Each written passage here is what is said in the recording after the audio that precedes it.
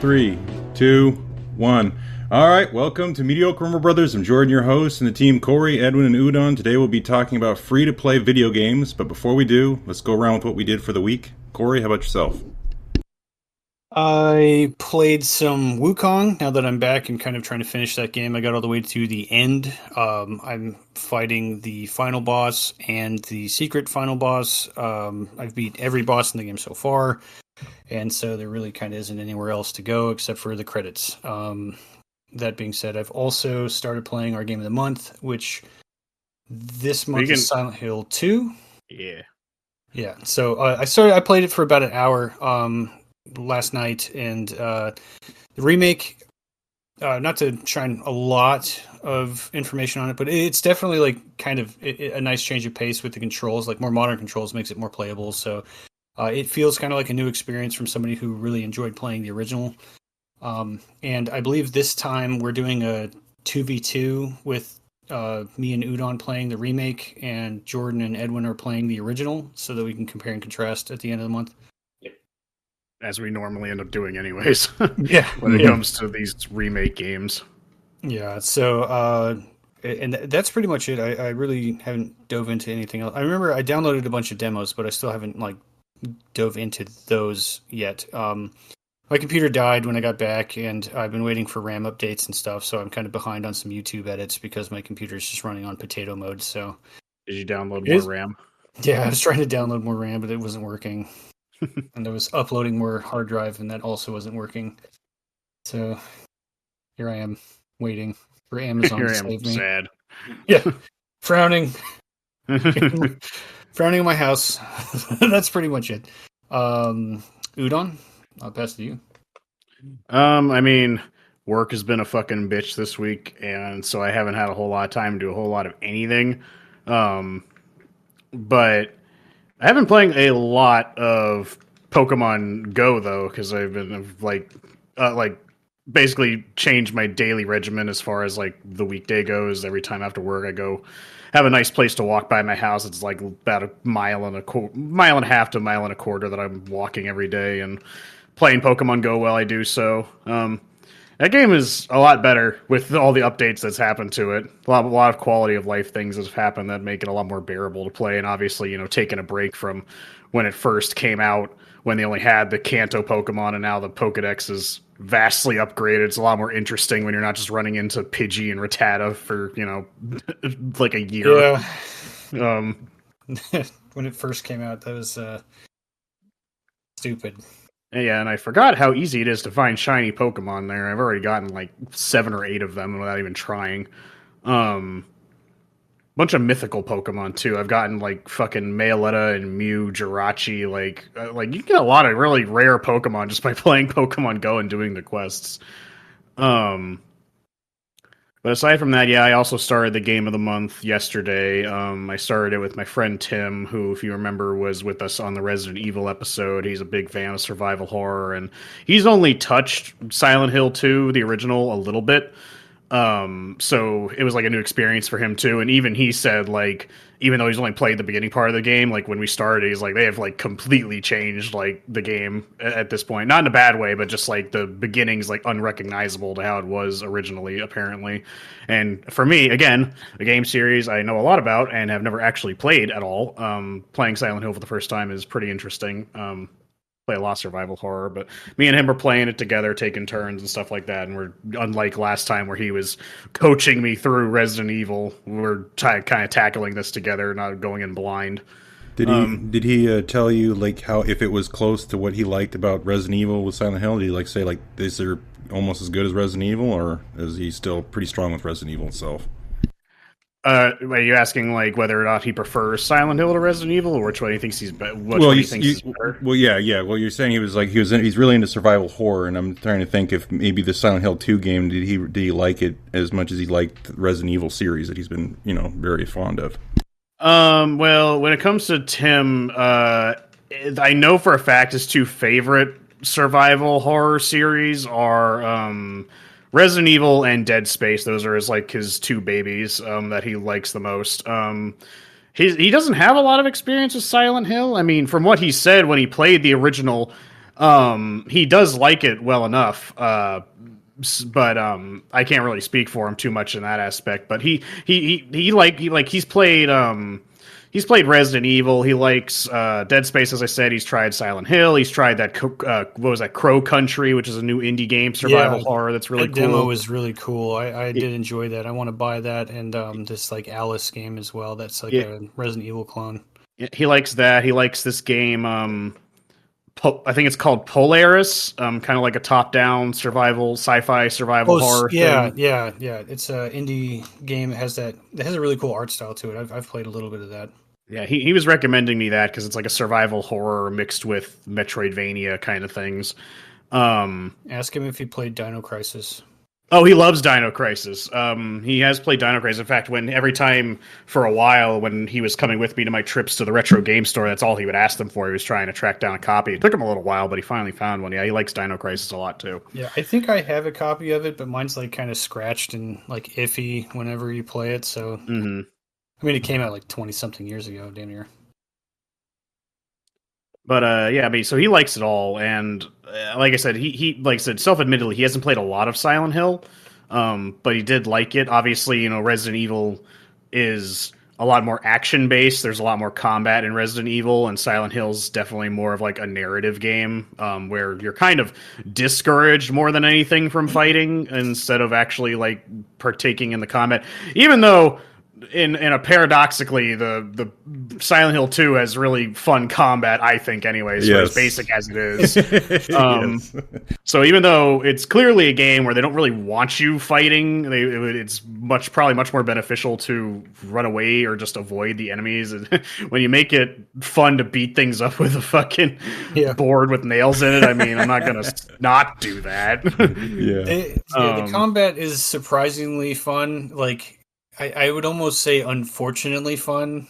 Yeah, exactly. Because I see a monster and I'm like, oh, I'm going to go kill that thing instead of like the opposite of what you should be doing in that entire like scenario. So, yeah. But yeah, I'm trying to formulate my thoughts, and I'm realizing playing Pikmin 2 while doing this is not a good idea because I'm super stressed out right now. Yeah, I mean, like I said, again, I'm trying not to speak for him too much, but like when it comes to survival horror, he likes the puzzle solving. He likes the, I mean, just with like horror games in general, lets you explore really interesting concepts, especially in terms of like storytelling. Usually, obviously, because it's horror, you're tackling like much darker themes, which IMO leads to more creative freedom a lot of the time to like express different kinds of ideas. So like survival horror is just like really different from each other. And I mean, he's played other things that aren't so hot that like, what was it? Not Dead Space. Corey, help me out here. The one that came out recently, it was like Dead Space, but it sucked. Protocol? Yes, that's the one. He doesn't hate that one, but he's kind of in the camp of everyone else. It's like Dead Space if it sucks, basically. I mean, that game has got some unfortunate views towards it. I bought the collector's edition. I wanted the statue. I was like really hyped for it because the creators were the people that made Dead Space. But like I don't know. Maybe the budget went to the like live scan of the actual actors that they put in the game, and I don't typically like it when they put recognizable people in games from movies and stuff, and so it's kind of like a little off-putting. Yeah, but I wish that game was better. They added a mechanic that you just can't add in survival horrors, which is stealth killing. And so it just made the game like not survival horror because I just wait for him to turn around and kill him. So, and like. I think he on the whole he prefers Resident Evil basically for like the slightly more action-based gameplay, the more rewarding it feels to do well, and the more resources you have stockpiling and stuff like that. Plus, Resident Evil's just a little campier on the whole. It has a serious story at times, but let's be real, Resident Evil's kind of just funny. It's very campy at the end of the day, so it's not as serious as Silent Hill is with all its themes. So. Resident Evil's just kind of a little carefree as it gets in a horrible zombie mutant apocalypse thing. But it's weird because the remake of Resident Evil 4 is a lot more serious than the original one, and it's kind of disappointing because Leon is not the comedic officer that he used to be. He just takes everything a lot more seriously. He doesn't make quips anymore, so a little. It's kind of disappointing. I feel like people would find that lame. Right? It's like, I want the funny Leon. It's like, because even though it's lame, it's like you're not sitting there going like, man, that was so cool. You're just laughing at him. He's just like, oh, he said something lame, but it's funny. Where's the sock puppet? A zombie. That was his character. Yeah.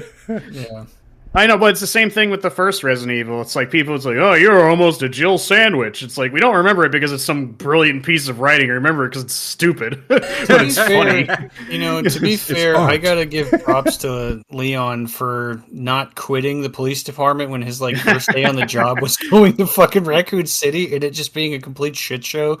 He could have just turned around and was like, yo, man, I'm putting my 2 weeks in. Yeah. Now he's just like, man, if I solve the problem, I might get a raise.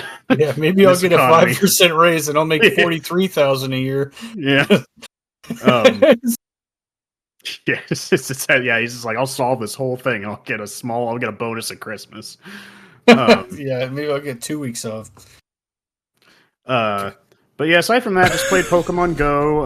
I think I've been playing a lot of Space Marine 2, more of it. Been enjoying it a lot more, getting better at it. It's one of those games, my friends are definitely going to sit there and quote unquote get good at, because the operations mode is really replayable at higher difficulties, especially, and doing well in that game is super satisfying.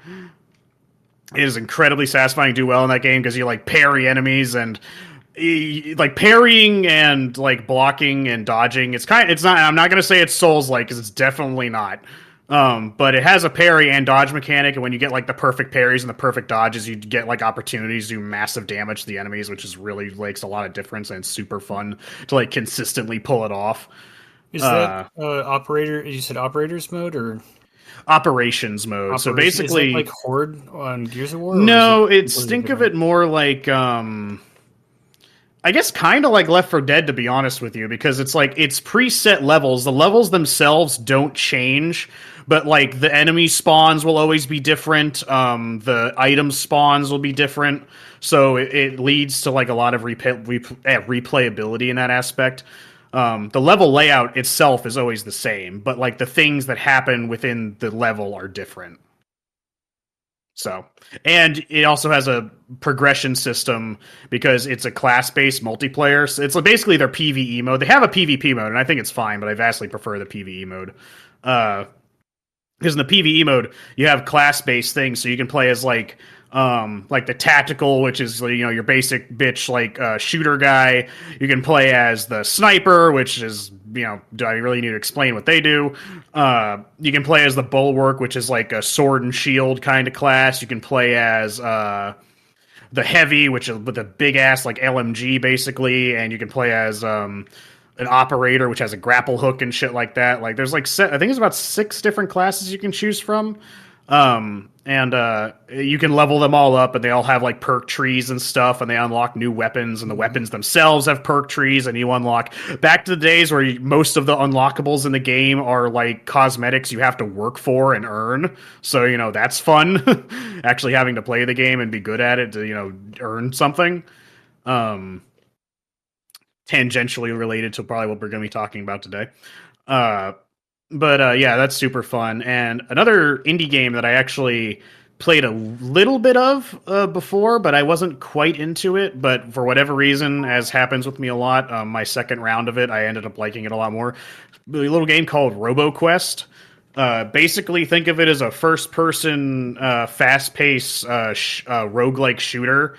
You just play as a robot guy, and you just have to shoot these other little robot dudes, and you get all sorts of different kinds of crazy weaponry, and the levels are procedurally generated, and you basically get a bunch of perks and other weapons, and as any other roguelike, you just do it over and over again, and each time you do it, you earn a specific currency to level up your stuff, so you do a little bit better each time and stuff like that. Just a really easy game for me to just pick up and play a couple rounds of, and I really like roguelikes specifically for that reason, so it's been a lot of fun to play that what little time I've had to. Borderlands style to it. It does. It has a comic booky Borderlands feel to it. It just scratches my itch for playing an a faster paced FPS without having to play a competitive shooter. That's what it really fills the void for me with. But yeah, aside from that, that is basically it for me. I mean, the only other thing is that I missed out on a copy of Sapphire from my local game store, but I made up for it by getting a copy of just regular Pokemon Moon, so my Sun and Moon quadrilogy is complete, and I picked up a copy of Disgaea for PS2 just because I said, just fuck it, why not? I've always wanted to try those games, so... but yeah, that's it for me. So what about you, Edwin? Literally nothing but Paper Mario Thousand Year Door, because I finally got my hands on it, and I bought it in Japan. So it was like I have like a Japanese physical case, but the game automatically translated to English when I put it in my Switch. So that was an interesting thing to find out. That's nice. Yeah. So now I'm like, I just made it to Twilight Town, so it's a decent point to like end up like right at the podcast, because this is one of the areas that I hated the most when I played the original, and this is like this is one of the points that that is like I hated the game for it, because it's just so much back and forth, and I complained about it in like in a previous episode. So now I'm gonna find out if they fixed it and made it better, or if it's still the same crappy way it was. I don't know. Hopefully it is better. I would hope so. But I know they changed some things with the remake, but I didn't really look too much into it, what exactly they changed. Yeah, I saw a video, but it's like none of it was like, it didn't really go into a lot of depth. So, and it didn't really like touch on anything that I mentioned. So now I'm trying to see firsthand. But so far I'm enjoying it. It looks really nice. And everything, instead of paper, everything is like a lot more 3D. So everything just looks like more cardboardish than paper. Yeah, but cardboard Mario doesn't sound as good as Paper Mario. I mean, it still looks nice. Sounds a little recycled. Yeah. All right, well, Jordan, how about you? All right. Well, so I went on a little bit of a trip here this week and came across others apparently that was into Pokemon Go as well, which was kind of funny. I still remember a quote that came from one of them, which was they tried to make themselves not sound crazy about it, but they're saying, I don't play Pokemon Go a lot. I just play it every day. And I was like, okay, that works. Okay, so I after seeing I was not alone, apparently I have not picked up Pokemon Go in quite some time. So I actually jumped on it and have not been able to put it down. I've caught quite a bit of Pokemon. I'm level 16. You have it on your phone? I have like fucking 3 quests I gotta do with making a new friend. You have to give me your friend code. Okay. I desperately need to find someone. Okay. I need a friend. Yeah. And I can't find the fuckers who keep taking over my gyms where I walk. I'm walking around and I'm like, I know you're here. I smell you. I can't see you. Yeah, no, I was we were going around and I was just hitting Pokestops and all that, just getting different kinds of Pokeballs and everything. So it was pretty fun. I actually, before my daughter left, she actually got it on her phone now too, and so we actually were walking around the park and she caught some Pokemon. So got to have some fun with that before she had to leave. And then after that point, I was actually picked up Paper Mario for N64, and man, that game is great. I have not been able to put that game down either.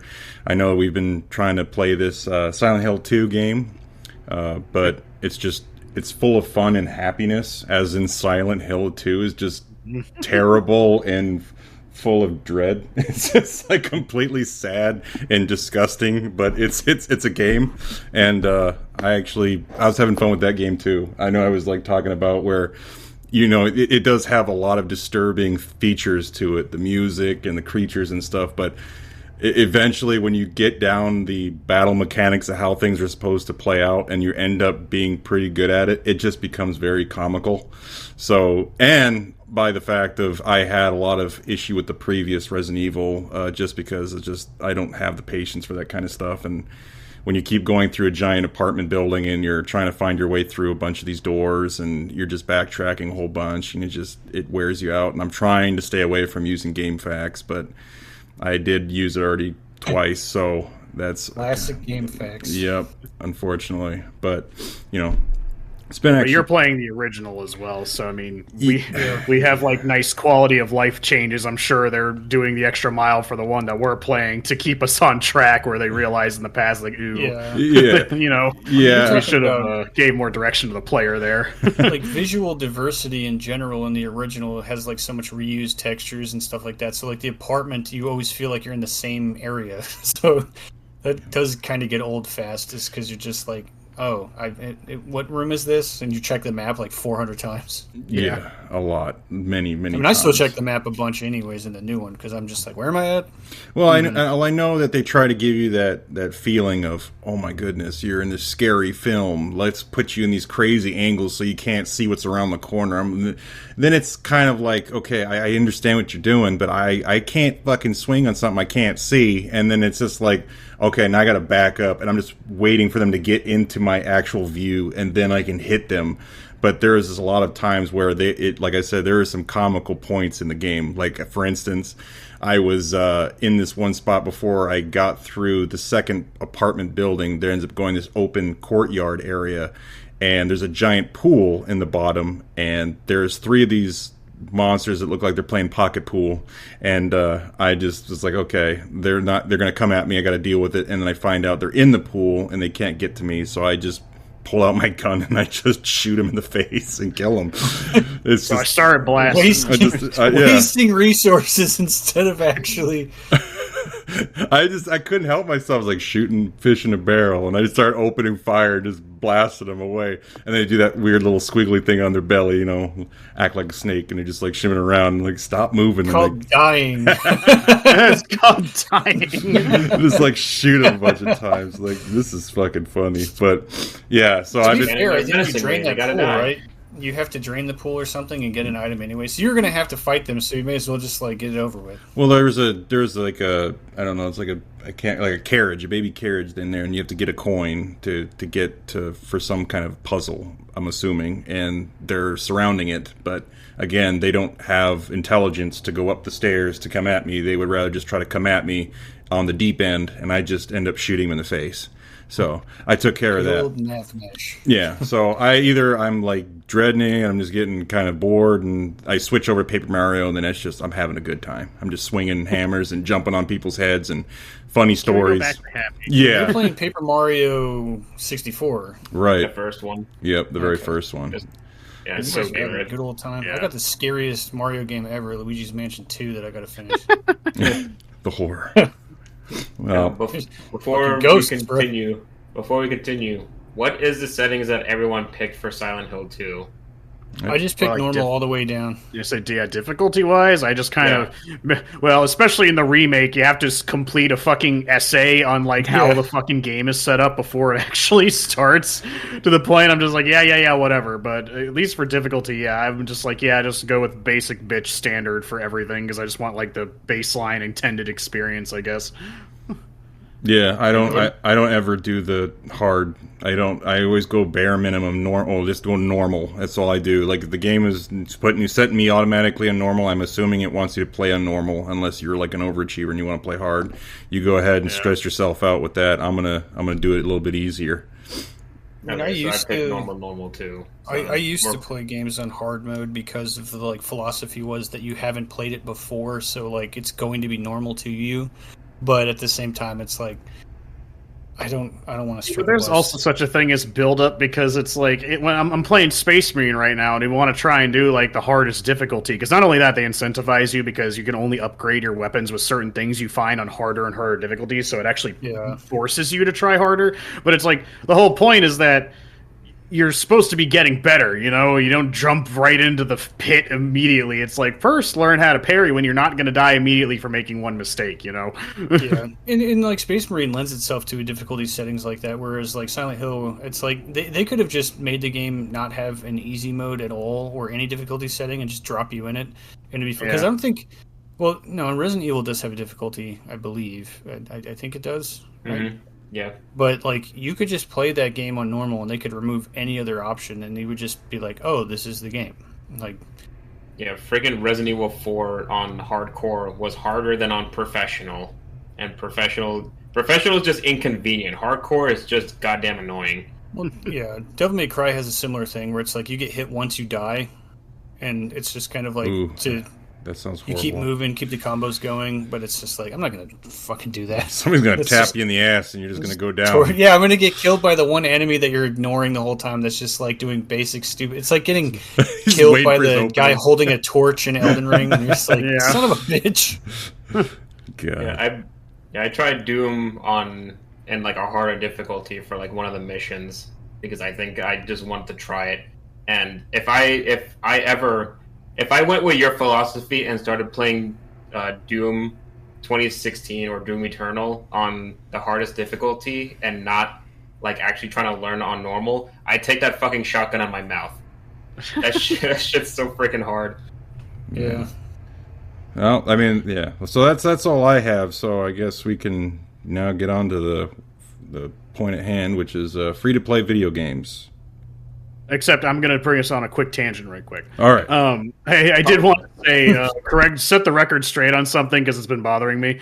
I think I was way too harsh, at least for my own scoring on Metal Gear when we did it. Primarily because I was coming off of being completely pissed off with the finale, so I was in a bad mood when we were talking about it. And I was like, no, this game's stupid. But I still had to acknowledge like how I was still impressed with the game for everything it did for a PS1 game, especially because I think at the time I gave it like a 4 out of 10. I think that's really unfair based on my own scoring system.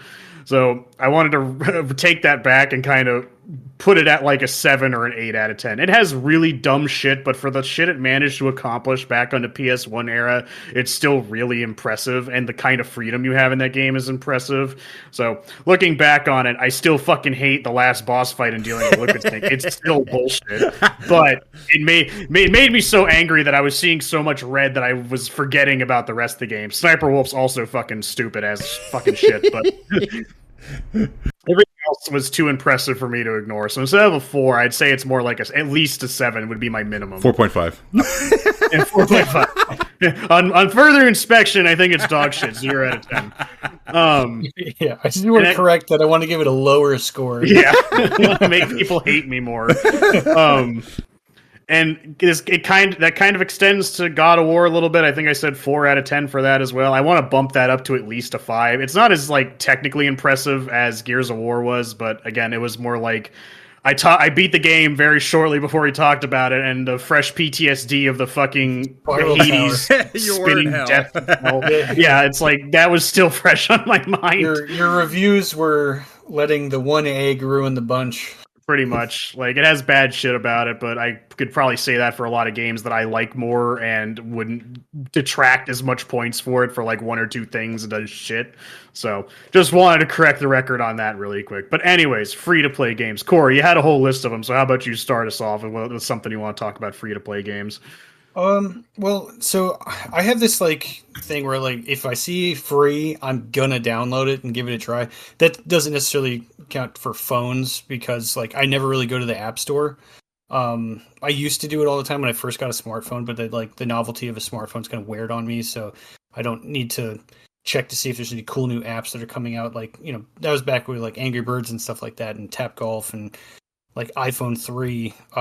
So now when I typically will browse like the Switch store or the PlayStation store or even on Steam, and I'll just look for free to play games to see what's out there. And I think like one of the most recent ones that I played and tried to get you guys all to play a little bit of was First Descendant, which I believe is like a Destiny style game, but they're definitely just like maximum leaning on the waifus for that, especially with the new skin they just released.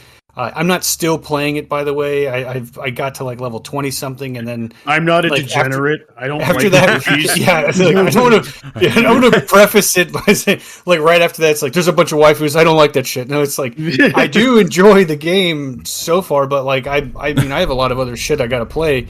And there's more boobies to look at. I can't just look at these boobies. Yeah, done. I tried Zenless Zone Zero, but like if we want to talk about, I guess whoever played First Descendants experiences, because I remember seeing the trailer for that, and I kind of was like hyped for it a little bit. I didn't know it was going to be a free to play game at the time, but then when they launched, it's like, oh, it's one of those. Okay, I'll give it a go. played it that weekend that it came out, got to level 20 something, realized that the grind for that is super real. And that's kind of going to be the overall. What are you talking about? It's easy to swipe your credit card. Yeah, well, that's the overall theme, right? Is like Yeah. the grind that some of these games present, and there was like just a bunch of people that already had like max level bunny character stuff, and I know that they were just buying it. There's no fucking way. Yeah. But At grind levels at work for a video game. yeah, it was pretty rough. But the game itself was kind of fun, but it's like the paywall in a sense of like just getting a better character visual was immediately recognized once you're dropped into the game, and that kind of was like a little offsetting to me because I know that most of them, like what is it, like Genshin Impact, like you get a lot of characters in that game without having to spend any money. I know that my dad plays that game a lot, and he hasn't spent any, and outside of anything that was given like a gift card or something. But Genshin is a little more laid back when it comes to like characters and stuff like that. But I know that there are people that just straight up buy stuff in that game. Obviously, that's where the money comes from. But like First Descendant, like I was not really seeing any way to grind out a character fast without just buying it for like I think $70 or something like that. But I mean, the funnier side of it is I think more people bought the Ultimate Bunny skin than they did buy Concord, which is kind of wild. But that's the Warhammer or the World of Warcraft situation too, where that mount sold more than StarCraft 2, and it's just wild to me. But you guys tried First Descendant. What were your thoughts on that game? Well, I'll go first on that because I didn't. Because let's not forget with First Descendant, you were trying to get us to play it, and the first thing I saw was the fact that it's like, we're going to take your information, but we're not going to ask. If you want to play, we are going to take it. And then afterwards, you can ask us to not take your information. And I'm just like, no, I'm not doing that. That's very scummy. I don't mind if you ask, but I should be able to say no up front, all right? Like, I'm not doing that.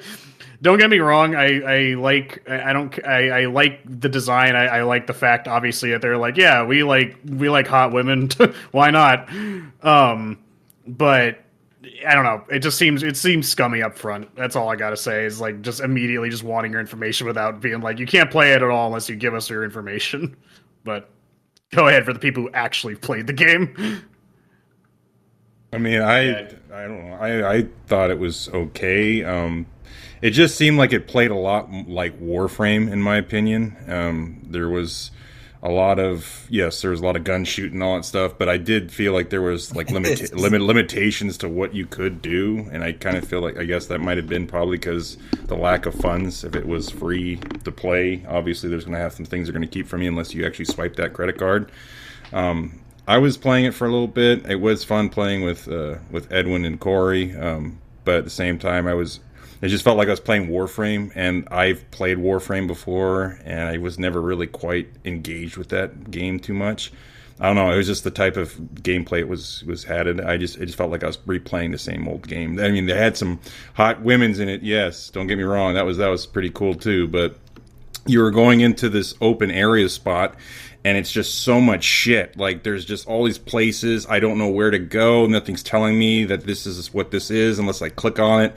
But it's just... it really is Warframe. Yeah. It doesn't explain anything to you. It's exploring shit. You can't figure it out unless you go to the wiki. Yeah, and there's just shit tons of people in the way. You're like, get the fuck out of the way, bro. And they're just, like, in the way. And then you're saying, get the fuck out of the way to a hot chick, because obviously that's what you end up pushing out of the way. A lot of times people want to be all these waifus. But it's just, I was getting tired of just trying to figure out what the fuck I had to do rather than being obvious to where you needed to do. There's just so much, there's too much options. And for me, I can't stand that. A lot of people probably do prefer that. Like, I love to have all this ability to do whatever it is that I want, or a lot of options. For me, that's just too much. I got to try to basically relive this whole experience and figure out exactly how I'm supposed to play the game. And if I step away from it for about a week or so, I'm gonna have to restart all over again to learn all this shit over. I'm just not into that. That's just too much for me.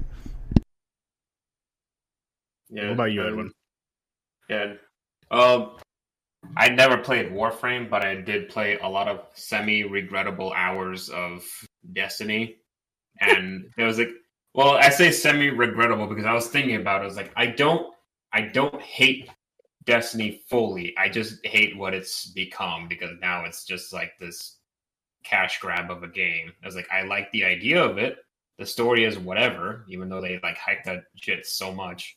But like the thing that I liked about Destiny specifically is just the creativity and like the synergy that you can make with all this stuff that's in the game. Yeah, I don't get that feeling playing First Ascendant. Like it's like Destiny, you have like one or two abilities and then you can like modify them with like armor and all that, but it just doesn't feel the same. I mean, it's like quicker, it's like more chaotic, more crowded, like Jordan said. But it's just like it's like a numbers game with that one. It's the same thing that pisses me off about Borderlands, where it's just like this weapon gives me more green than red. I'm picking it up. It was like because it's just like it takes way too much time to like pick and choose like which numbers you want on your gun, and it's just like too much of it. Like for every category in that game, there's like 3 other subcategories. Like for like weapon modifications, my second weapon modifications, my third weapon modifications, my modifications for my legs, arms, chest, head. And it was like Jesus Christ, it's like way too much.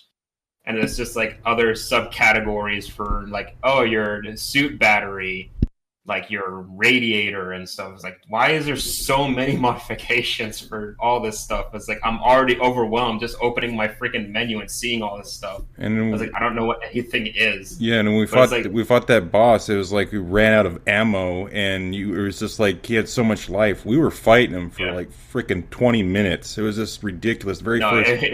It was a little longer because we both ran out of ammo entirely like 3 times trying to kill this one dude because he had like this every time he like lost a certain amount of health he would bring up like an invincibility shield and then you have to destroy like 4 orbs around him and then while also being bombarded by a bunch of never-ending minions, and it's just like just stop. It's like I'm already sick of playing your game because you're making this take too long. I want to do something else.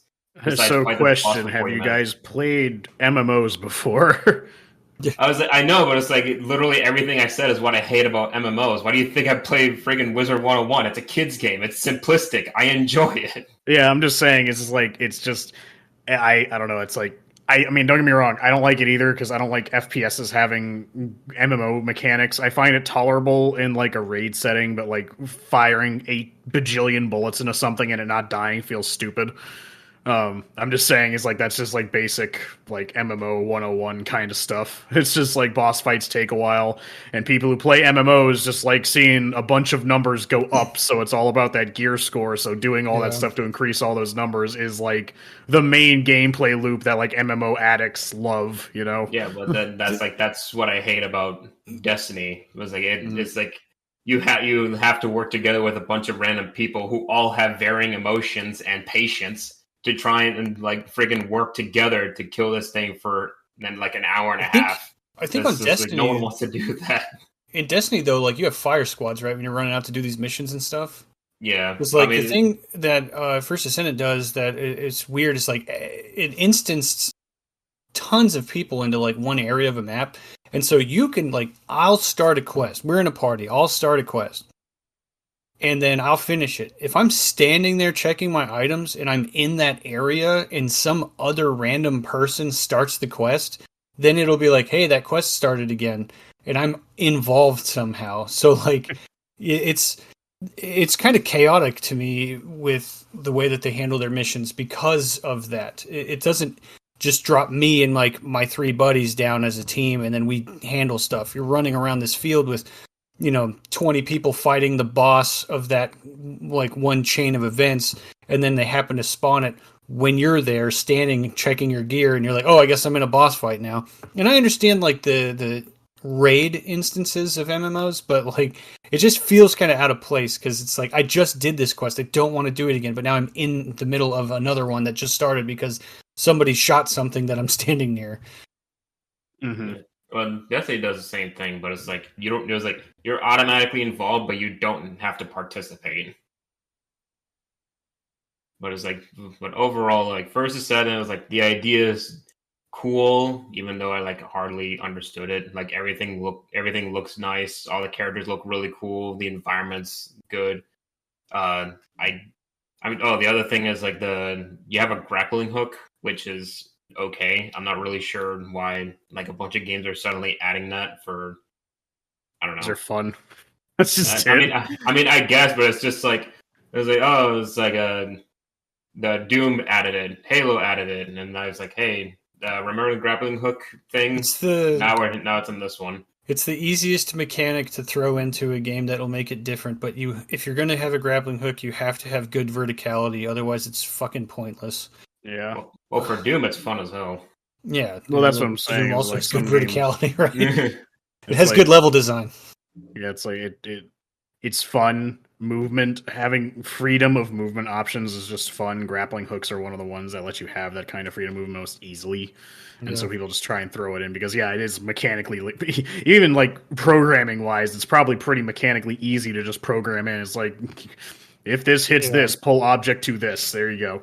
Yeah, I mean, I've prototyped a grappling hook, like, just concept where I'm pulling myself around without falling into some nonsense. And it's not super difficult, so I would imagine that theirs is more complex, but still it's just like, you want a grappling hook? Yeah, that'll be done by tomorrow. Yeah.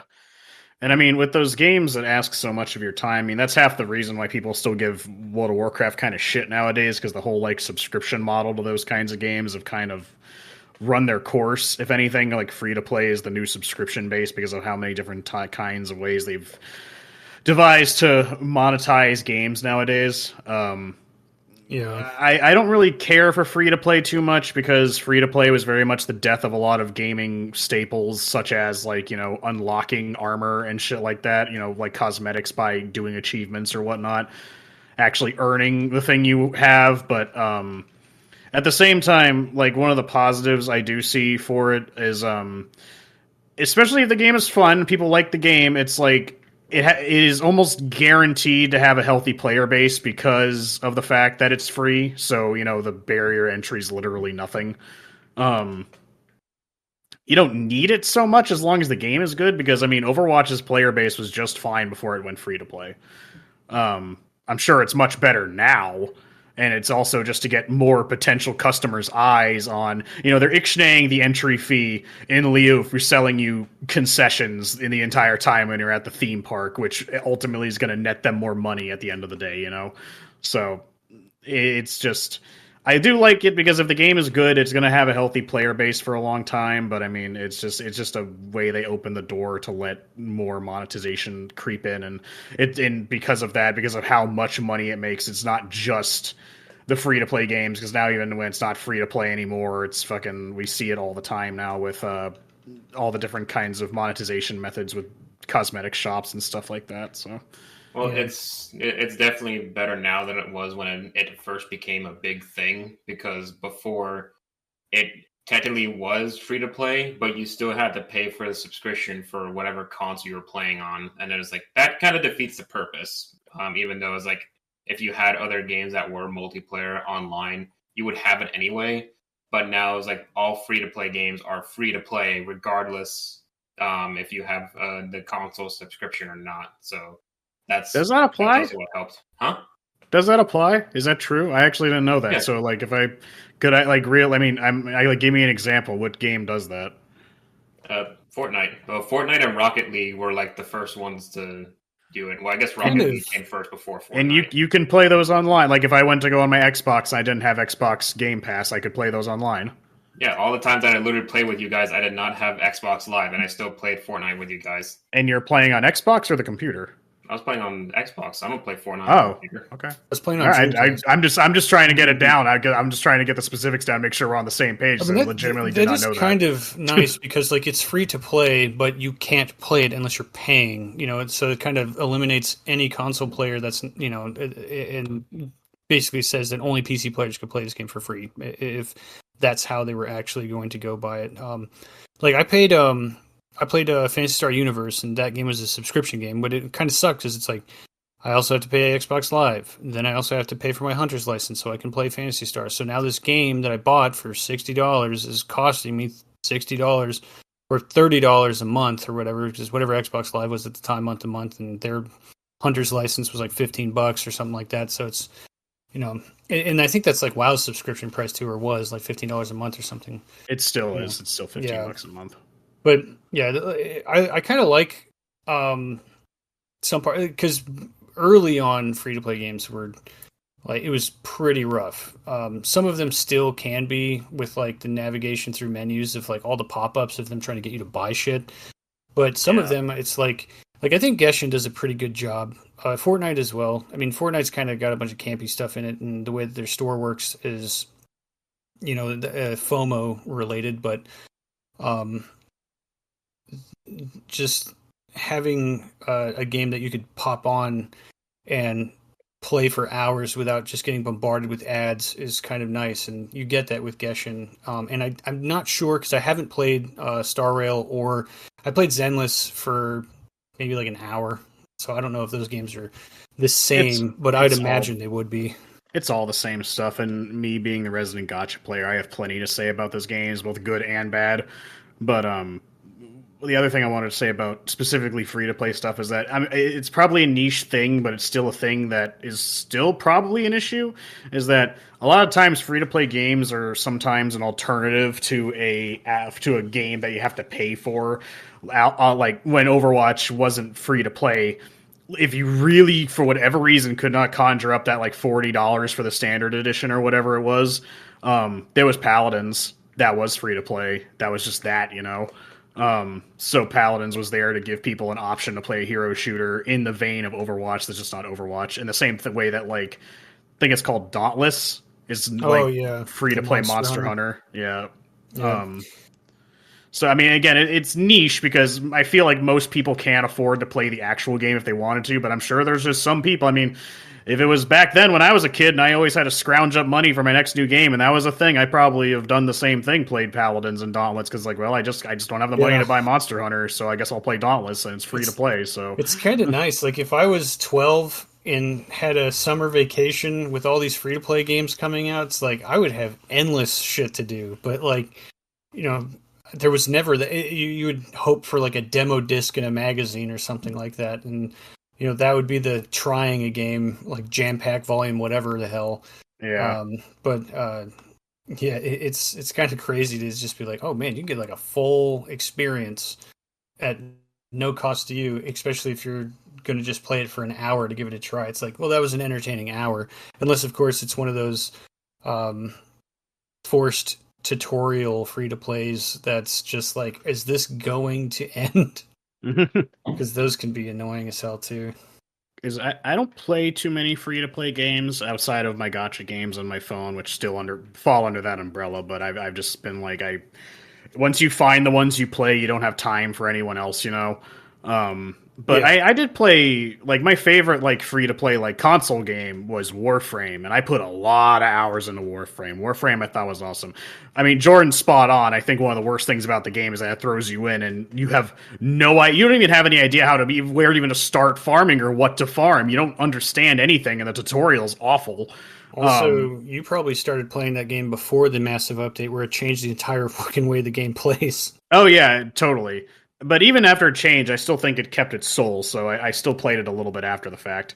But I mean, go ahead. Sorry. I was just trying to say, what is the difference between a gacha game and a free to play? I thought the free to play game was sort of a gacha just because it required you to have to pay in order to, basically play the game like you would like to enjoy it. If you don't, then you have to wait because of all these additional things that are going to basically hinder you to be able to proceed forward. You're going to have to either wait a very long time to accumulate enough points or whatever, unless you swipe your credit card. Is that what a gacha game is? I'm just trying to be sure I understand what the difference is. How I would define a gacha game, and gacha games are usually limited to phone, but now they have come to the console space thanks to Genshin, Zenless, and Star Rail. But the way I would describe it is that I guess I would go back, as I was just saying about Warframe. Warframe is not a gacha. Warframe is a free to play, because Warframe, everything in the game is farmable, you like there nothing in that. I think only very few like cosmetics are like not farmable, right? And even then, the game has an economy to where you could farm something and sell it to another player, and they could trade you premium currency, so you could actually still get premium currency without having to pay. You just have to. There's just a roundabout way you have to do it, and you have to, actually actively participate in the community. God forbid. But there's nothing locked to you in Warframe. Ultimately, right? It's all about time. Okay. And what a gacha game is, and you're right. Gacha games are mainly limited to phone games, and gacha games do normally have some kind of limiting like play factor. Like in Fate Grand Order, my favorite one has AP, action points. I spend so many AP every time I play a level, essentially, until I'm out of AP, and it takes from 0 AP to maximum, and since I'm nearly max level, I have about the max amount of AP you're going to have is probably about 12 hours. Not 12 hours, probably more like 8. More like 8 hours between 0 and full, so it's really not that long. And the game, at least Fate Grand Order in particular, is very generous with items that replenishes those action points. So if you really wanted to sit there and just keep playing, you could. Not all games have that. I believe, if I'm not mistaken, Niket, Goddess of Victory, is I'm getting away from the subject, but that game doesn't have a action point. I'll just call it an action point system for the sake of the argument. It doesn't have an action point system. You can just play it as much as you want. But getting back to what the actual question was, gacha games are limited to where there is a certain point you are more or less probably you're either going to be locked by one of two things: a paywall or luck. Because in gacha games, typically speaking, when you get new stuff, so again, let's compare it to Warframe. Warframe, if I wanted a new frame, a new character, basically, in Warframe, I just had to find the right boss and farm it repeatedly, and I don't have any limiting factor. I can just challenge him as many times as I want, if I remember correctly. And you just have to wait until it drops the 3 pieces you need. You take those 3 pieces to your workbench, and then you just wait for the pieces to be done, and then you assemble the Warframe, and you have a new character. It's all completely free to play. It does have the option for you to swipe that credit card, but you don't have to. Right. However, let's take for an example. That just recently happened to me this weekend. In Fate Grand Order, to get a new character, I have to roll the gacha, and we call it the gacha because it's based on the gachapon machines from Japan, where you twist the thing and you get a little capsule and you get a little toy or something inside, but it's random. Oh, okay. It's basically, it's basically gambling at the end of the day. Like, you're just rolling the dice. So basically, I've explained how gacha's how Fate's mechanics work, but just one more time. When you're rolling on the gacha, you spend this premium currency, which you get a very limited amount of playing free to play. You don't get a lot of it. And eventually, if you play the game so much like I have, you're just going to pretty much run out of ways to get it until they add like new levels or an event comes around or something, until you can get more. Like, it's not something I can actively farm continuously. And you use that currency to roll the gacha. And if you run out of that currency, there's no easy way for you to farm it other than swiping that credit card. And your limit in the gacha is all luck-based, right? So in Fate, you spend 30 Saint Quartz to get an 11 pull. So that's 11 tries at getting whatever the character is. And you have, like, the overwhelming percentage is getting, like, a craft essence, which is essentially an item that you equip to a character that can boost their stats. And whether or not and the craft essences themselves have rarities between 3, 4, and 5 stars. And then characters, like the good characters you want, like there's servants that are 3 stars, and they're still good characters, but they're not what you're looking for. When a new banner comes out, you're looking for the 5-star character, the new ones, either 4 or 5 star. 4 stars are about a 3 or 4% chance to roll, and then 5 stars have a 1% chance to drop. So basically, in 30 Saint Quartz, you have 11 tries to hit that 1% chance to get that new 5-star character, right? And if you run out of that currency and you're not willing to swipe that credit card, that's it, dude. You're done. Like, you can't get that character. You're gonna have to wait for the banner to come back because it's not gonna be there forever. Or you could luck out and you can get it on the first try, and you can get it with your completely free currency and you never spent a dime. Has happened to me plenty, but the opposite also happened to me because it's also luck based, because you're not guaranteed in that 1% chance to get your 5-star. Because in Fates, how Fates work, if I roll that 1% chance, let's just say I did, that card is now a 5-star servant. But within that 1% chance, it basically has to roll another dice to where it has an 80% chance to be the rate up servant, which is like the new servant. That's the rate up servant. Or you have a 20% chance to get screwed and get a general pool 5-star, which is a 5-star you can always get no matter what thing you're pulling on. Happened to me this weekend. Fate just had a new event come out. I was playing it. I thought the new character looked kind of cool, so I threw some Saint Quartz at it. I didn't pay it. I'm sitting on a giant mountain of free quartz because I'll hand my head up the air. I've played the game enough and I've spent enough money that I have most of the characters I want. So my currency kind of builds up over time. But I got the 5-star. I got a golden roll on like the third 10 pull. But I got that 20% chance, so I got a regular 5-star and not the one that's rate up. I could have lucked out there and got the new one, but I didn't. But so basically gotchas, I mean, I'm going into a bit more detail than maybe you wanted me to, but they have like a hard cap on being able to get the new thing, whereas free-to-play games typically always have a way to get the thing you want, especially like new gameplay elements, like specifically pertaining to gameplay. Usually cosmetics are either locked behind the paywall or some awful roundabout way you can get it, like a la Warframe. But the actual gameplay things like characters, weapons, armor, that's usually all like obtainable in-game somehow. Whereas the gacha games like Fate Grand Order or like Pokemon Masters, you roll the gacha to get the new character, and if you get him, you get him. If you don't, you don't. You know, sucks to suck, nerd. That's basically what it comes down to. So yeah, sorry. Does that answer the question? Yes, that did. Yes. Okay. But yeah, that's the difference between that and that. And I forgot what I was talking about previously to answering that question now. Sorry. I don't that question. I was like, it's okay. It's important. It's important because gotchas do fall under free to play, but they also fall into a subcategory that's all their own. Yeah, unless anyone can think of what the fuck I was just talking about. I can't remember what I was talking about prior to answering that question. Warframe. Huh? I was just talking about Warframe. So yeah, Warframe was really free to play friendly in the fact that you could, and I've spent money on Warframe specifically as I like getting the Prime Warframes because they're fun. But yeah, I mean, Warframe's probably the best free to play game I've played. I mean, I've played a little bit of Fortnite and stuff like that, but like Warframe probably still has more hours from me than Fortnite does. I've played Apex.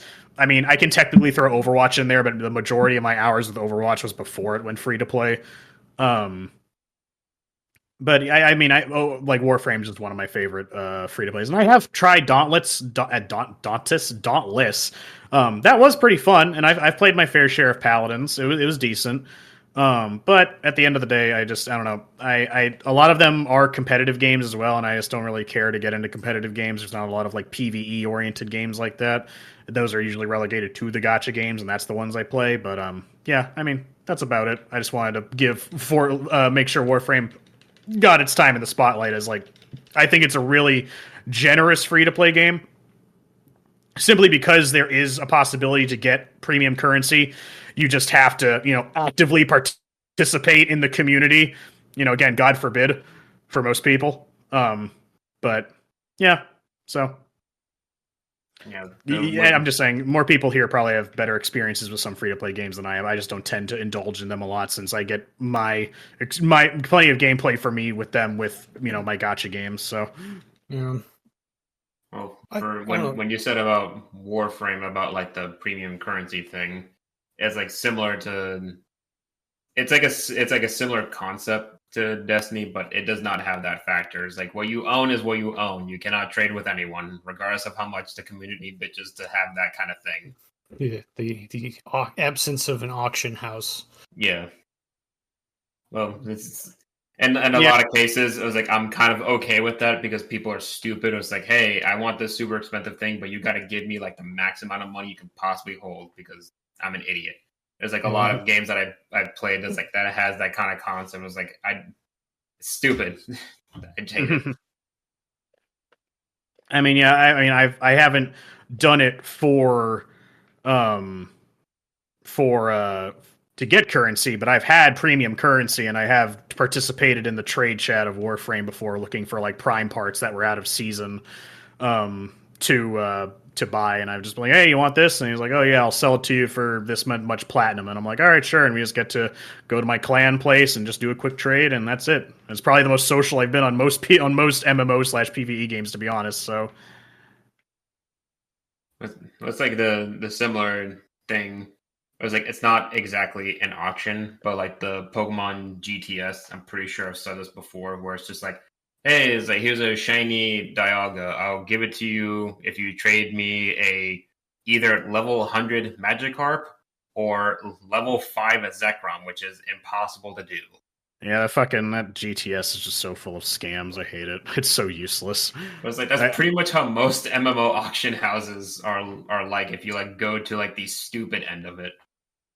Well, it depends on what, because like it's almost kind of like retro. I mean, this is a little bit of a tangent, but it's almost kind of like retro games because the price of the product, is determined by the player base, right? So it's like I remember WoW specifically will, people can put certain mounts or like pets on the auction house, and like the market determines what that thing is worth, and depending on what server you're on will actually fluctuate the pricing on what they are. Usually like higher population, if I'm thinking how this works right, like higher population servers will be cheaper because there's more of that item on the market, whereas lower population servers there won't be as many because there's not as many people farming that item. So like a amount that was worth like 200,000 gold on one server is like only worth like 150,000 on the next server or something like that. So I don't know. I find that economy kind of interesting, and that's kind of weird. I've never heard of that. It's like real economy at work within like a fictional space essentially. And I don't even. WoW veterans, don't get mad at me. I'm not even going to take into account how the fucking WoW token changed everything, where technically gold has like a real world value now and shit like that. But yeah, I don't know. I participated a little bit in the auction houses in World of Warcraft, but primarily to make money. I would make potions and stuff that I know people would use for raid nights, and I would sell them on the auction house to make gold. So, I mean, the only other besides Wizard 101, the only other MMO that I played doesn't even exist anymore. It's Terra Online. Like literally the only reason I play that is because I saw a trailer for like the newest class that they have, which was the Gunner, which just made the game like an FPS for me. It was just more interactive than just playing any other hero that you could. So it's like that's the only other one, and I didn't even play it that much, so I don't even know if like it worked in that similar way. But it was free. I tried it, but it's like free. Well, I guess MMOs in general I'm just not really that into it. So it's like most of the time, if I see like a free to play game at all, I'm most likely not going to try it unless it's like hits all the marks and like especially designed for me. Like when I first played Wizard 101. Granted, when I first played that is because I saw ad after ad, no matter what site I went to. It's just that same ad for that game. I was like, fine, I'll try your damn game. Well, the advertising campaign worked then, didn't it? It's like it was the only MMO that I was like that was like on my side of the universe. I'm sure that I've coerced you into playing other free-to-play games because I get all like, hey, this has got multiplayer, you should join me. Yeah, you made me try Neverwinter, and I did not very much enjoy it. My bad. I'm sorry. Neverwinter's all right.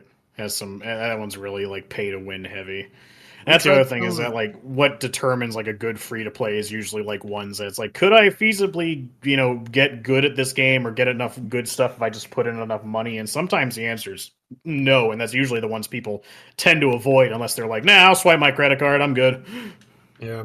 Yeah, well, I got everybody to play Phantasy Star, the second story or whatever it's called, or whatever the newest Phantasy Star is. Like, I was playing that by myself. I started falling into it because like I was such a big fan of Phantasy Star Online, and I was like, oh, I have my controller plugged into my PC. I got nothing to do for the rest of the night. I think I played that game till like 3 a.m, and I was like, this is really cool, and I got everybody to join in. And it was such a nightmare trying to figure out how to get everybody in the same server and stuff. And then we figured it out, played it for an hour, and it's like, I'm bored. I'm like, oh, okay, well, now I'm not playing it anymore. And then I think we tried some MMO game. I think there was Sky Pirates or something involved. We gave that a try. We played What is that? Dead Frontier for a little bit, which Oh yeah, I randomly went back into that game, and it's just like I was out in the middle of the street, and there's like two zombies around me, and this was like a foghorn went off, and I'm just like, "You're teleported to the police office," and I'm just like there with like 20 NPCs. It's like I don't know what's happening, and I'm just looking at my inventory. It's like I got a lot of guns and I got a lot of bullets. That's all I know. like Dead Frontier is an interesting game. Like it's definitely not the best. I was just looking for something that would be like silly to play, something for like just content related, I suppose, that could be fun. And shooting zombies is always kind of neat. I don't think Jordan has joined us on Dead Frontier at all. Well, we haven't played Dead Frontier for like 3 years. Yeah, It was at the top of my Steam list, so I'm just like, hey, it's this thing again. And I went back, and it's just like, yeah, it still looks like a zombie game, but I don't know what's happening because I'm being teleported around. We did try the There's still zombies here. Dungeonborn. What is it? Dungeonborn was kind of cool. Oh yeah, for us. Not if you really have a pristine computer, if yours is a potato, it ain't gonna do shit. Yeah. You still managed to kill that guy even though you were lagging out. I was catching on fire. I was spontaneously combusted, and I don't know how that happened. I was like, "What the fuck?" It was you and not your computer. Yeah, exactly. Yeah, that's good. Definitely, his computer was on the verge. That's for sure. Yeah, kill me. But it's like I didn't realize it's like that like Yu-Gi-Oh! Master Duel will be considered a free to play gacha because it's just like random card packs that you can get, that you can earn like the premium currency, but it's just like it's still obviously easier to swipe the credit card and get it. Isn't Pokemon about to do something like that? Like the Pokemon trading card game, but like digital? Yeah, I'm actually looking forward to it. It's the Pokemon TCG on like Evolved or something like that. And I'm only looking forward to it because they're kind of doing what Edwin might know what I'm talking about. They're doing the thing with this that they did with Yu-Gi-Oh! Duel Links, where they're basically downsizing the game. You know what I'm talking about? Oh yeah, just to simplify it into a less popular version of the game. Yeah, well, like Edwin knows what I'm talking about, but to bring it back so everyone else knows what I'm talking about, Yu-Gi-Oh! Typically has like 5 monster spaces and 5 spell card spaces to play cards with, primarily with Duel Links. And I played that one for a little while because it had a lot to do with the anime, and I really like the anime. But Duel Links basically downgraded it to where it's like you had like 3 monster spaces and 3 spell and trap card slots, if I remember correctly.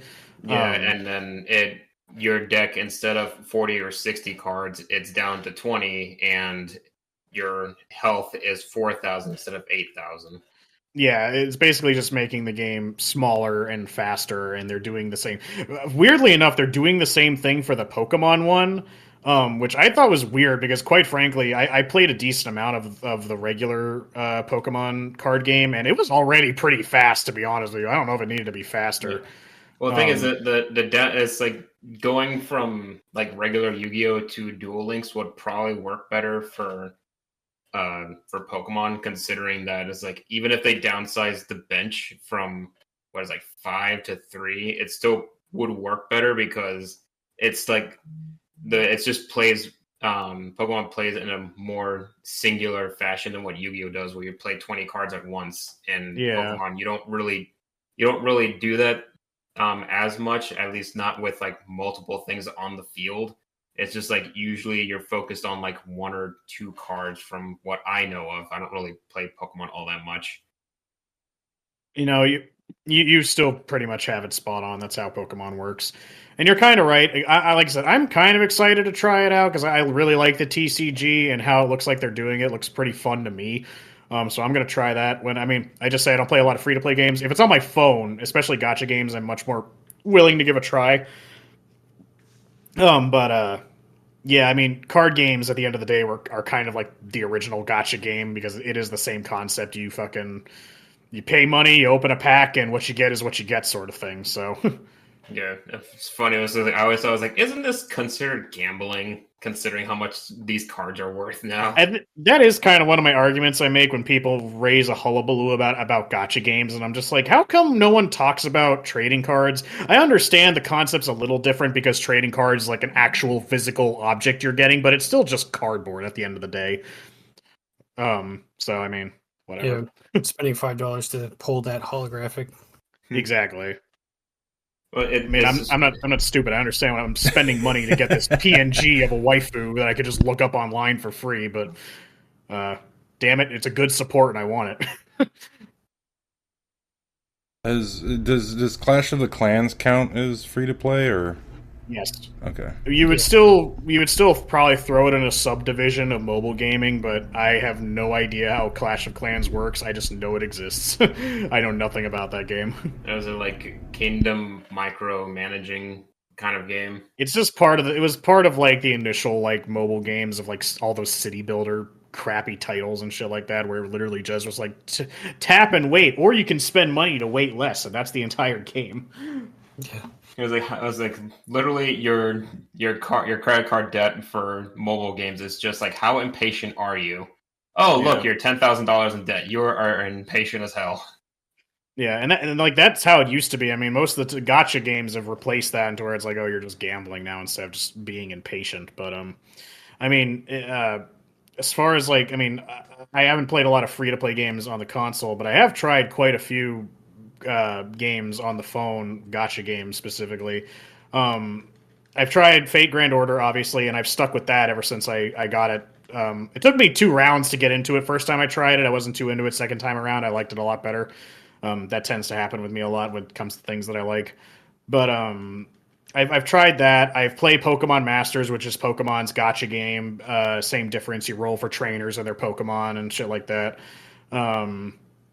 And I play Konosuba Fantastic Days, which is based off the anime. And again, it's gacha games with all the characters from the show in different outfits that have different powers and stuff. So you roll for them. And I've talked about Princess Connect briefly on a different episode, the one that got shut down by Crunchyroll, and I'll still never forgive them for that. That one was pretty fun. If I went into detail on how all these games work, we'd be here all day. I've tried Azure Lane, and I've tried Girls Frontline and stuff like that. I've tried Niket, Goddess of Victory.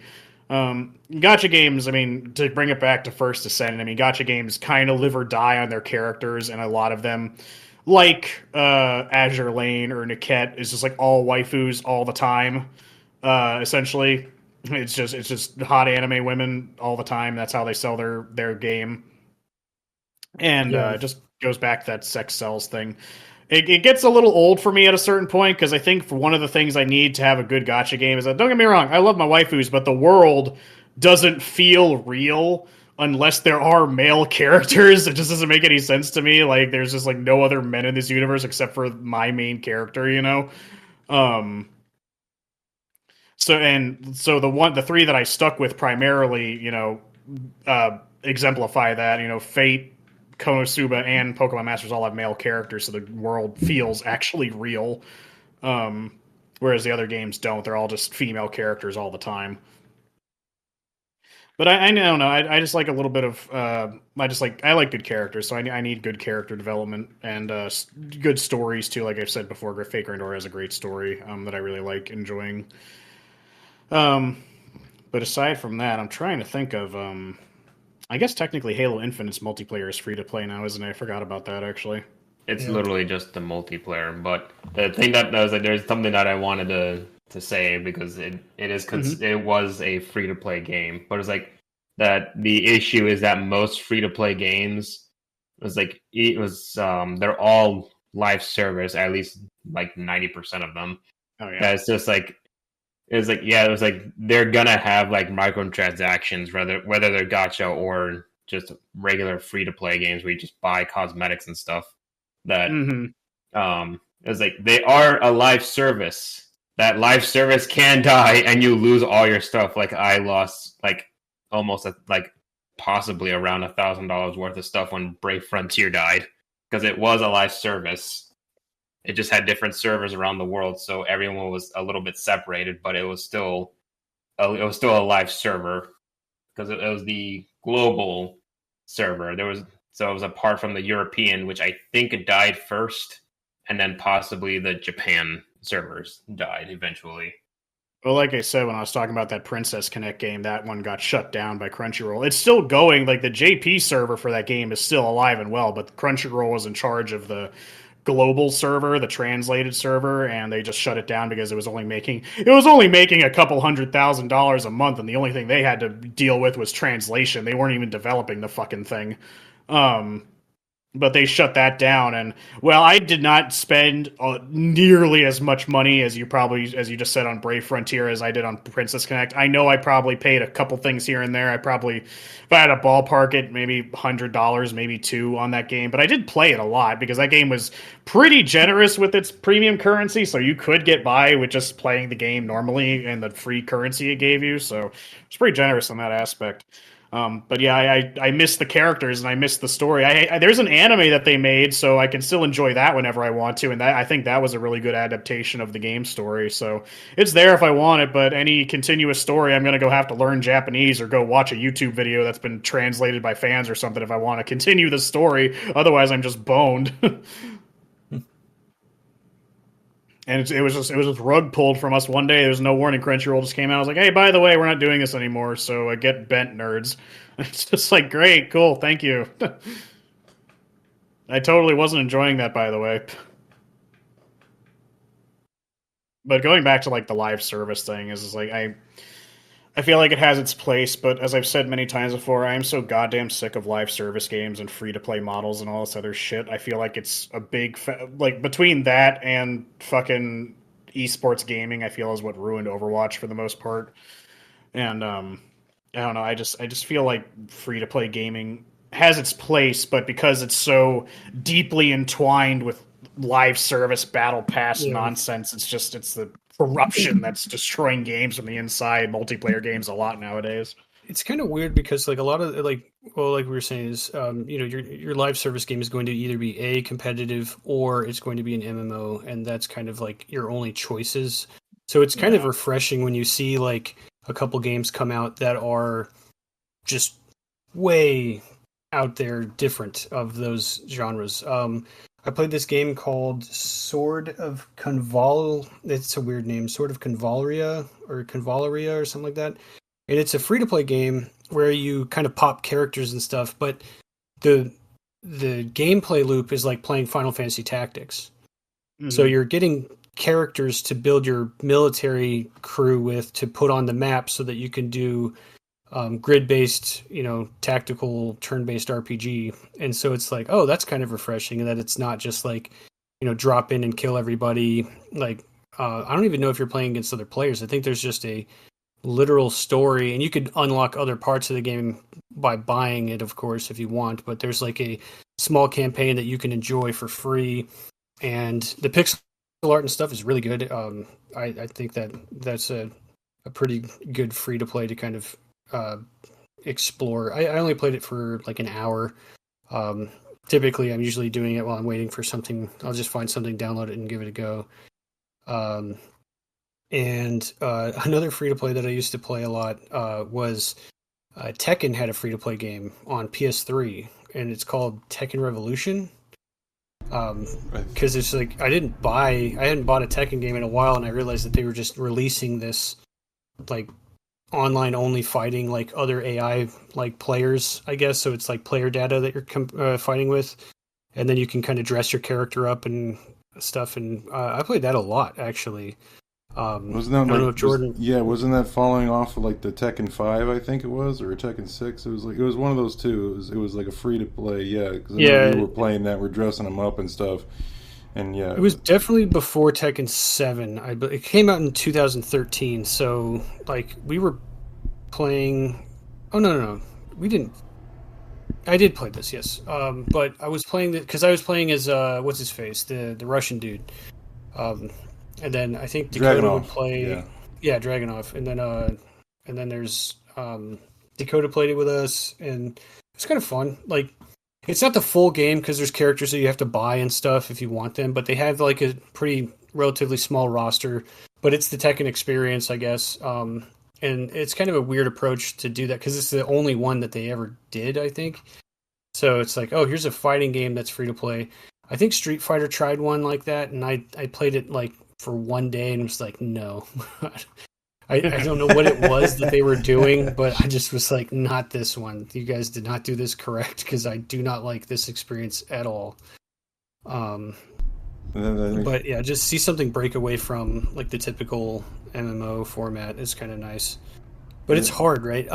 There's a roguelike. I think one of the guys who worked on Fable is the one who released it. It's called Moonring, and it's like a really simple, like almost ASCII art. It's hard as fuck too. Yeah, but it is really cool for what it is.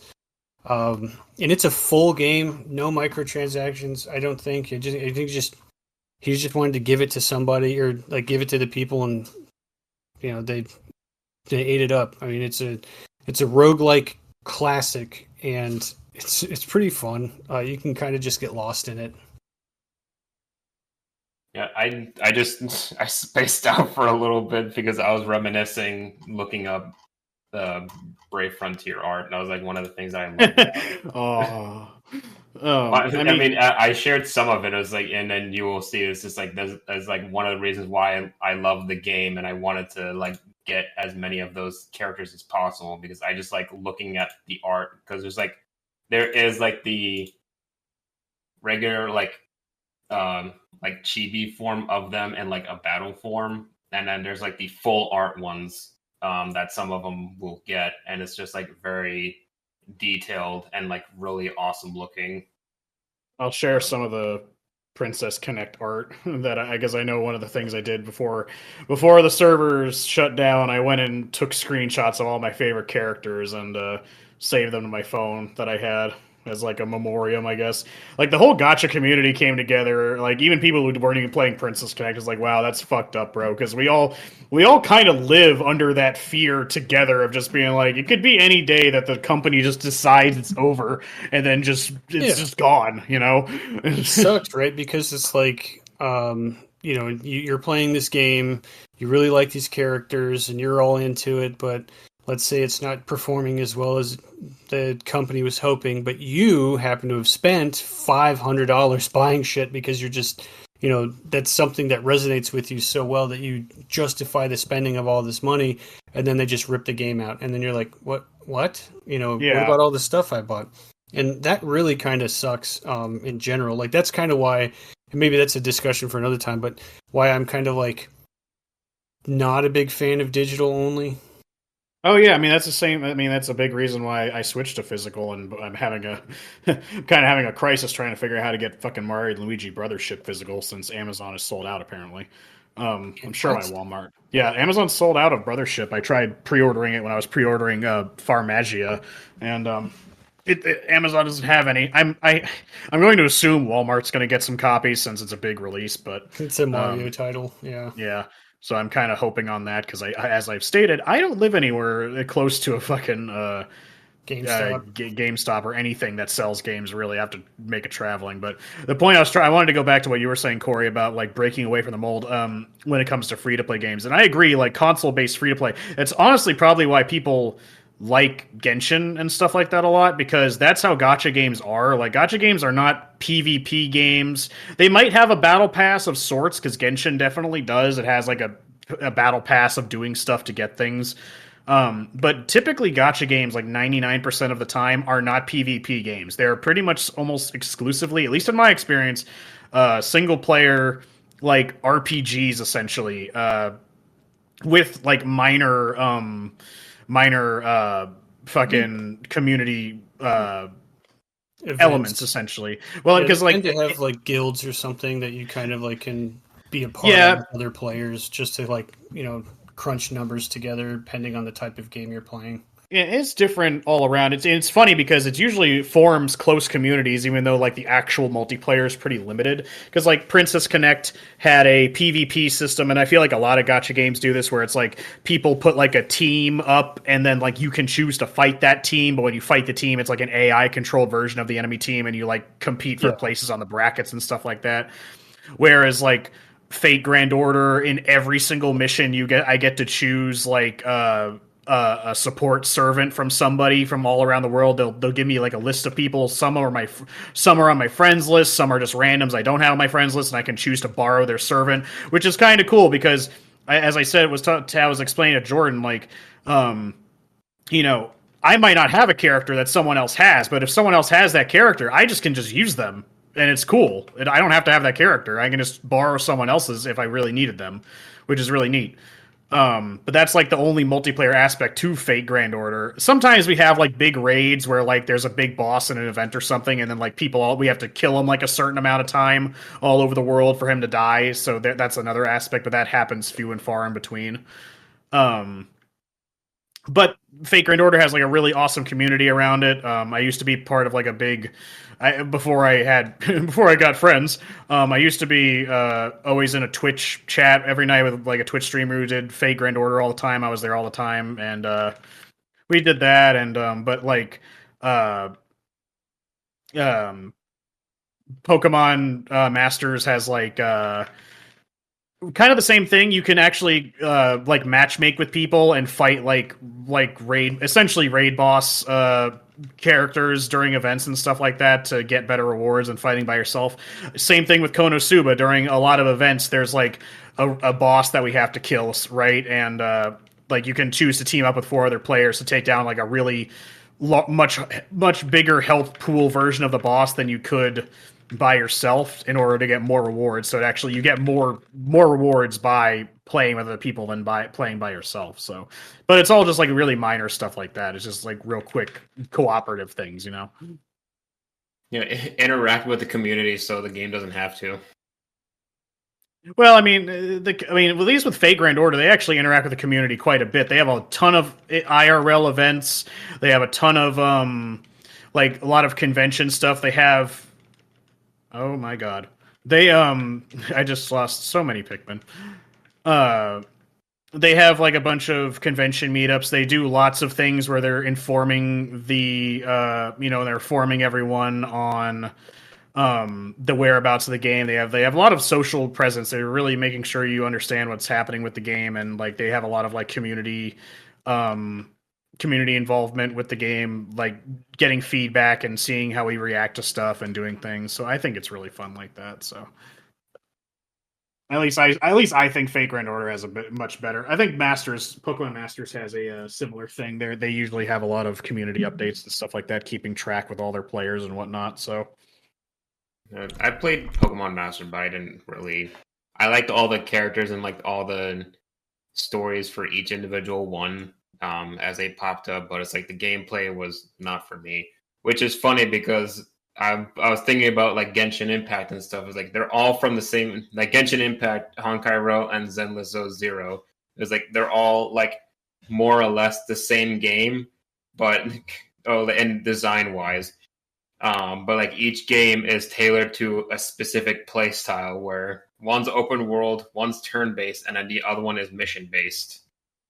So it's just like they're just hitting all the marks with like these waifu gacha games. Yeah, and like I have my gripe, like because something that I don't think we brought up yet is that like again, what Edwin was saying about like the amount of time that these games ask of you is because they're all competing with you to be that game, that you play all the time.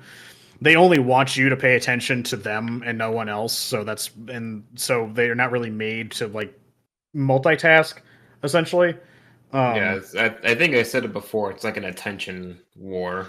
Yeah, it's an attention war. Yeah, but the thing is, like, I don't think unless you're a completely fucking insane, you cannot feasibly play Genshin, Zenless, and Star Rail all at once. So that's probably my biggest issue with it, is that it's a gacha game, because I'm able to play the 3 I have because I've gotten so quick at doing the daily stuff on it that I can do it all within like 15 minutes on all 3 games, like combined.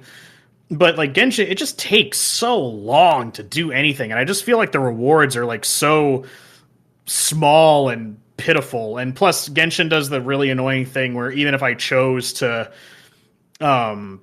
even if I chose to spend money, they do this thing where it's like the thing you buy is a different currency, which then you convert into another currency to actually use in the gacha, which it just makes the conversion rate seem confusing to me.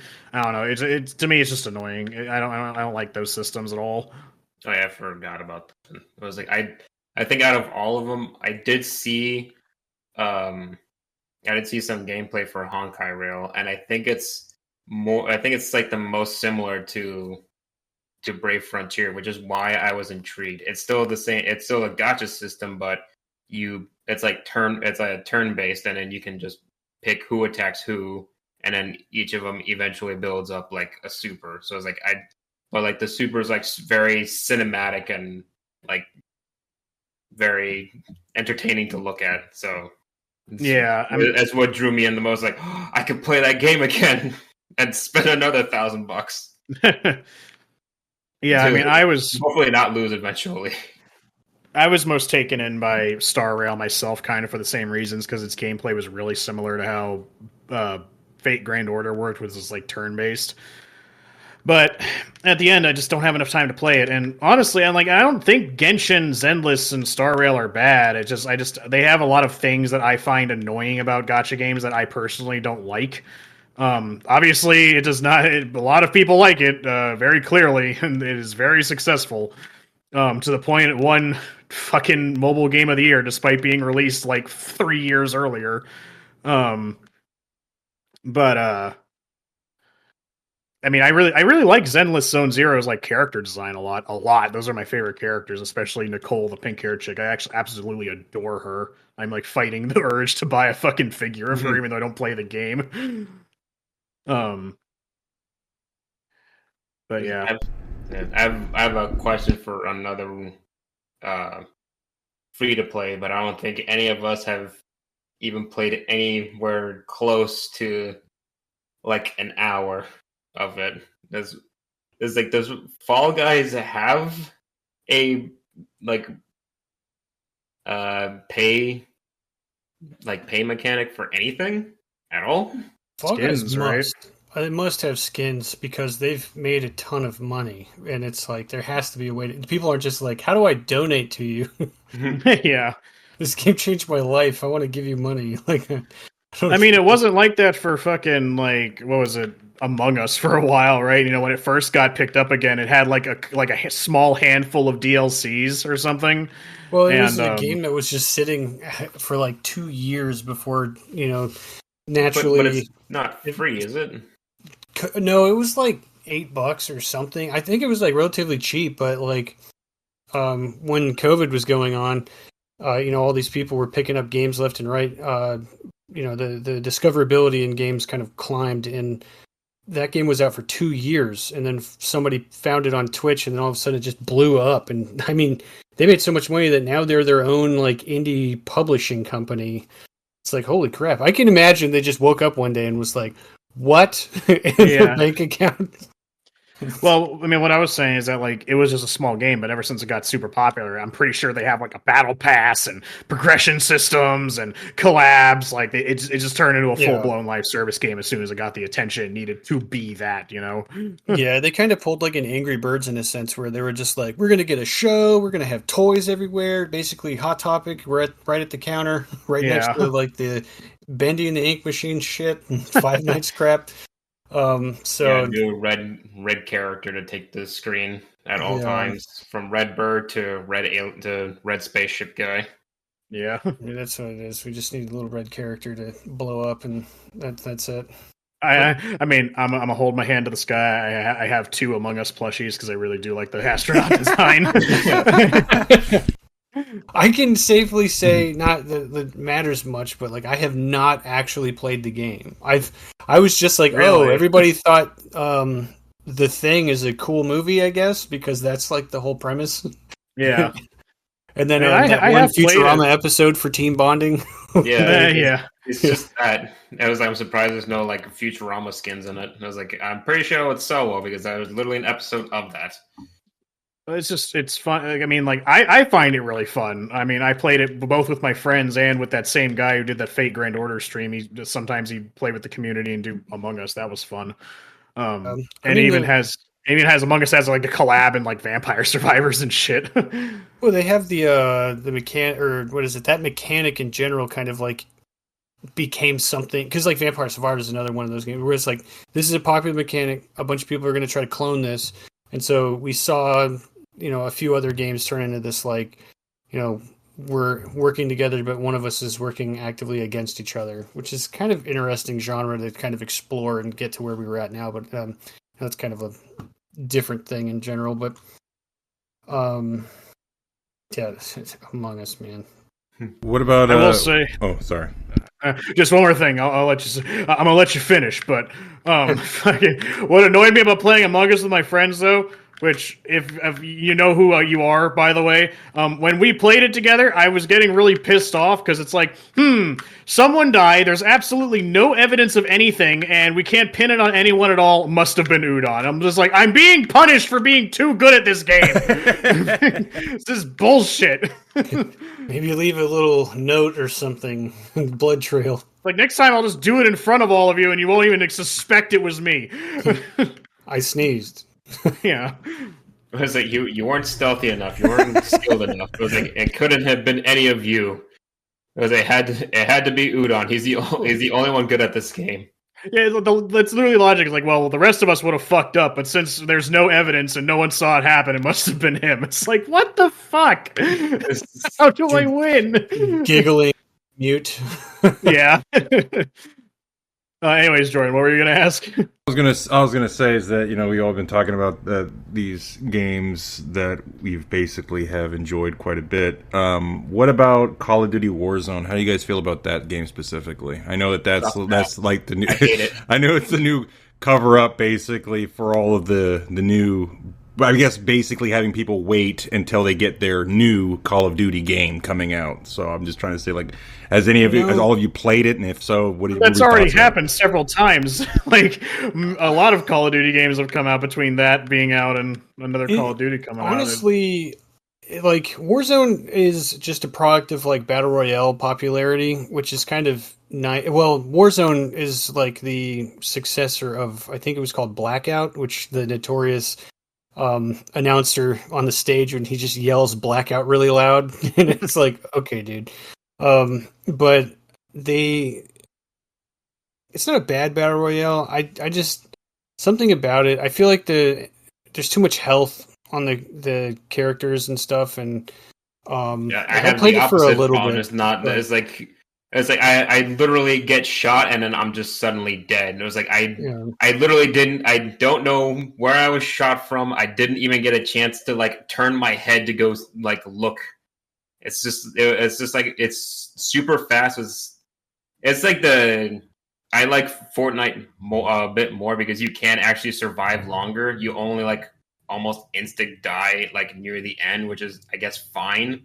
But it's like in Warzone, it's just like no matter like where you are, you die almost instantaneously if you didn't see that one speck on your screen in the distance. I was like, oh, that's a sniper, dead. There's like not really like a good margin for survivability in Warzone compared to something like Fortnite. I think. I was gonna say, like, so Warzone's cool-ish, but like, I'm very surprised that Call of Duty as a franchise has not moved over to a free-to-play format to just kind of like, you know, yeah, you're not going to release a $70 game and sell a battle pass, but you are going to release skins over the course of the year and maintain a battle pass and also do team deathmatch and stuff. I mean, it seems like they're kind of gravitating towards that anyways, with all these like collabs with like people, like various singers and other types of stuff. But like, I don't know why they don't just go to team deathmatch and capture the flag, and it has to be a battle royale. Like, that's Halo's job. Yeah, but it's, you know, I feel like Call of Duty is like the perfect game to move towards a free to play like system, because the amount of skins, unless they have analytics on their end, which we would never know, you know, their skin sales numbers, you know, because if they're not really that high, then it's like, okay, yeah, we'll rather sell like 10 to $30 bucks. Yeah, and they could drop those prices, make it more affordable, more accessible, and you could easily sell, like, make a Call of Duty campaign. People aren't going to be pissed that the campaign's only 4 hours of like a really cool military story, because like I have Call of Duty games have kind of been a guilty pleasure on the campaign for me because I like the campaigns; they're done very well, um, and they're really short. So it's kind of like, well, obviously I'm not buying a Call of Duty game because I only want to play the campaign, because it's like, well, there's like 4 or 5 hours of content and then I'm done, because I do play them competitively online a lot if I get in that zone. So I haven't picked up a Call of Duty in a while because of it. Like I'll get lost in the sauce, but if I were to have a free to play Call of Duty that was team deathmatch, like I would probably turn that on every day and give it a go.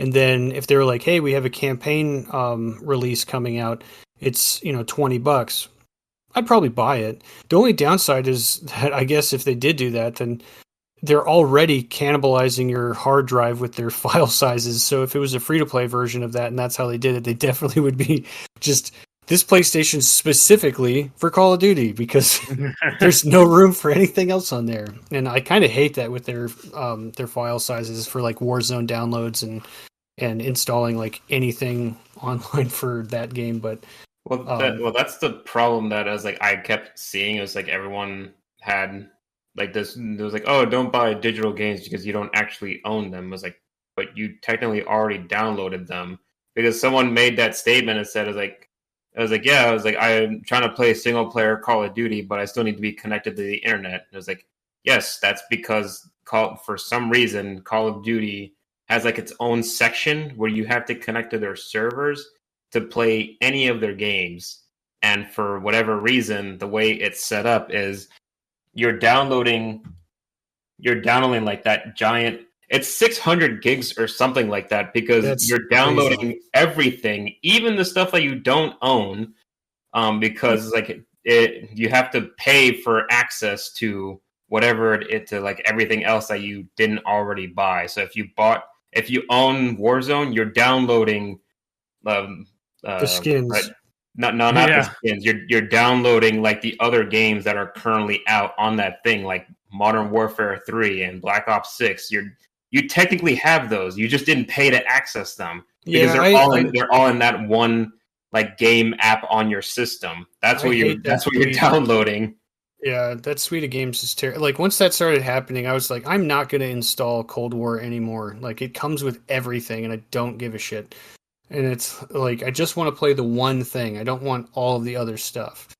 That's the thing. I forgot. Like I lost my point a little bit, but that person who was like, well, I'm losing internet or something. It was like, I'm gonna play the single player mode of campaign. It was like, well, you're gonna lose the ability to play the campaign because that whole thing is server based. So now he's like, no, you don't actually own it because you need to connect to the server to play it. So I was like, yeah, you don't actually own it because your game is server based. And the Brave Frontier thing, I was like, you don't actually own your game if it is server based. If it's not, then you actually can own it. Like you own Wukong because you already downloaded it and you have the license that you did download it. So that's yours. Just don't delete it when it leaves the store. Yeah. Like PT and whatever. I'll keep it and then sell my PlayStation for $1 billion. Yeah. I haven't played a whole lot of Warzone. I tried it once out of just curiosity, and I was just like, yep, that's it's Call of Duty, I guess. I mean, can we go back to Black Ops 2? It's the last time I gave two shits about Call of Duty. I like Call of Duty specifically for like the gun modification and all that, because it's like very customizable. Like it's the same reason why I like Destiny. It's just like a lot of synergy and customization, but this at the same time, the issue that I have with Call of Duty is just like everyone just goes for that one gun and then just picks that overpowered the meta. The meta thing, which is why I like the Halo days, because Halo still plays the same, whereas like all the guns are a set like type of gun. You can't modify in any way. It does its job, and it only does it that one way. You just have to be good with it. Meanwhile, everything else is just like, look online, what's the most meta thing? All right, do that. Because it's the same shit with Yu-Gi-Oh! And like any game like that. It's just Akimbo really annoying playing games 1887 like that. shotguns. Yeah, the freaking that horse shit, and then like the endless sprinting or whatever. But yeah, I don't know. Like I like the controls of Call of Duty. Like Call of Duty 4 specifically was like one that I just really resonated with me, and I put hours into that. And then the remake came out, and I put hours into that one. And yeah, I just like I can shit on Call of Duty like all day, but at the same time, it's just like it is a guilty pleasure of mine. I do find the game very fun. It's just, I mean, I like Call of Duty too. I just haven't liked it since Black Ops 2, and I only liked it because my other friends really played it. I mean, if I was playing it by myself, I was just like doing it to kill time, or I really like the zombies. I always thought was pretty fun before it got like overly complicated. But I mean, I don't know. I'm never one that's just like I don't really care for like I'm not to call Call of Duty realistic, but like just give me a second. Like I don't care for like realistic shooters. I guess I don't care about like real world guns and like soldiers and stuff like that. I like stylized games, So I don't know. Call of Duty just doesn't appeal to me anymore. Like there's a bunch of dudes running around with guns. I know that appeals to somebody. It's just not me. So I just don't really care about it.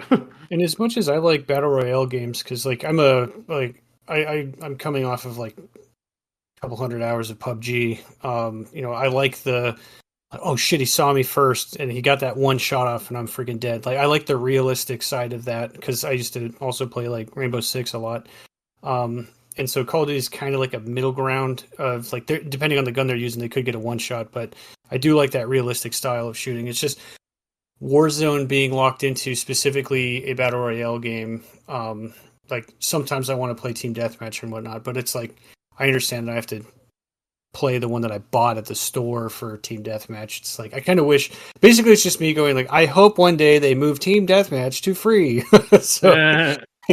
Because I'm also not the player that they want playing the game because I thought don't they did. I spend could have money. sworn that when I played Warzone, there was a mode where it was just run around, kill everyone. It wasn't any respawn. It wasn't. I mean, I haven't tried Warzone in a minute. Like I last thing I remember was, which is a long ass time ago, was the Godzilla event they were doing. I didn't even. I don't think I played it. I might have downloaded it just to play that part of it, but then I also played the. And I might have been playing this with Edwin, the zombie event for Halloween, where like you get killed and you turn into a zombie. Like that was really cool, but that's like the gimmick thing that I like. Because it's other than that, it's just the typical. You spawned in, get to the center or whatever. But like when you add all the goofy shit. It's like, oh, I like the goofy shit. That kind of changes the formula a little bit here. Well, the thing is like all the goofy stuff, you can go to Fortnite for that. But it's like, if you don't want the goofy stuff, you go to Call of Duty. Yeah, I always felt like they were alienating their own audience when they did that. Yeah, it's just now they have like a bunch of anime stuff in Call of Duty. It's just like that's just like that. I was like, you not understand like what your game. I'm pretty sure Corey made this statement. It was like, you do not understand what your game is like. Everything is colorless and dark. Why are you gonna have Alucard running around in a red hat and red cape?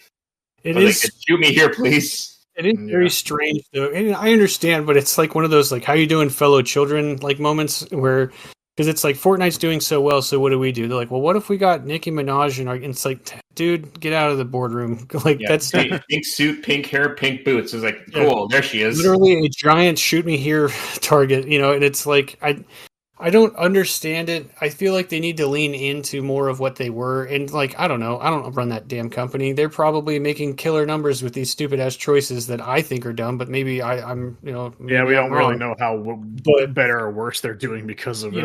Well, it's Activision. They're going to make money somehow, legally or illegally. Like, I understand that like Fortnite does well and you're like looking at, a competitor in a sense and going like, well, we should imitate what they're doing and try to like pull some of the audience back. But it's just kind of like the same thing was happening with PUBG where like you turn PUBG on and there's like goofy characters and stuff. And I was like, what the fuck is this? Like, I thought this was the game where like, yeah, there's I got the pot lid or whatever to cover my ass so they don't shoot me. But like, at the end, I think the weirdest part is them saying winner, winner, chicken dinner. Everything else was just, I got camo on. I'm trying not to make noise and trying not to get sniped. I don't care about like the guy who's wearing a T-Rex outfit. It's just weird. but it fits Fortnite because that's like the world that it's in, right? But I don't know. I don't understand why they would go that way instead of like dialing it into the more serious players with just like maybe more realistic modes or something like that. Even though I can't play that mode, that's what is it, hardcore? Because I would just kill my teammates all the time. And that's like the more fun version. I think it's like the better version because it's like, hey, it's like everyone dies super quickly, so it's not like there's not really like armor or anything. So it's just like it doesn't matter what gun you use because everything will kill in like 1 to 3 bullets. You just need good aim and then just to play well. You don't need like some meta crap.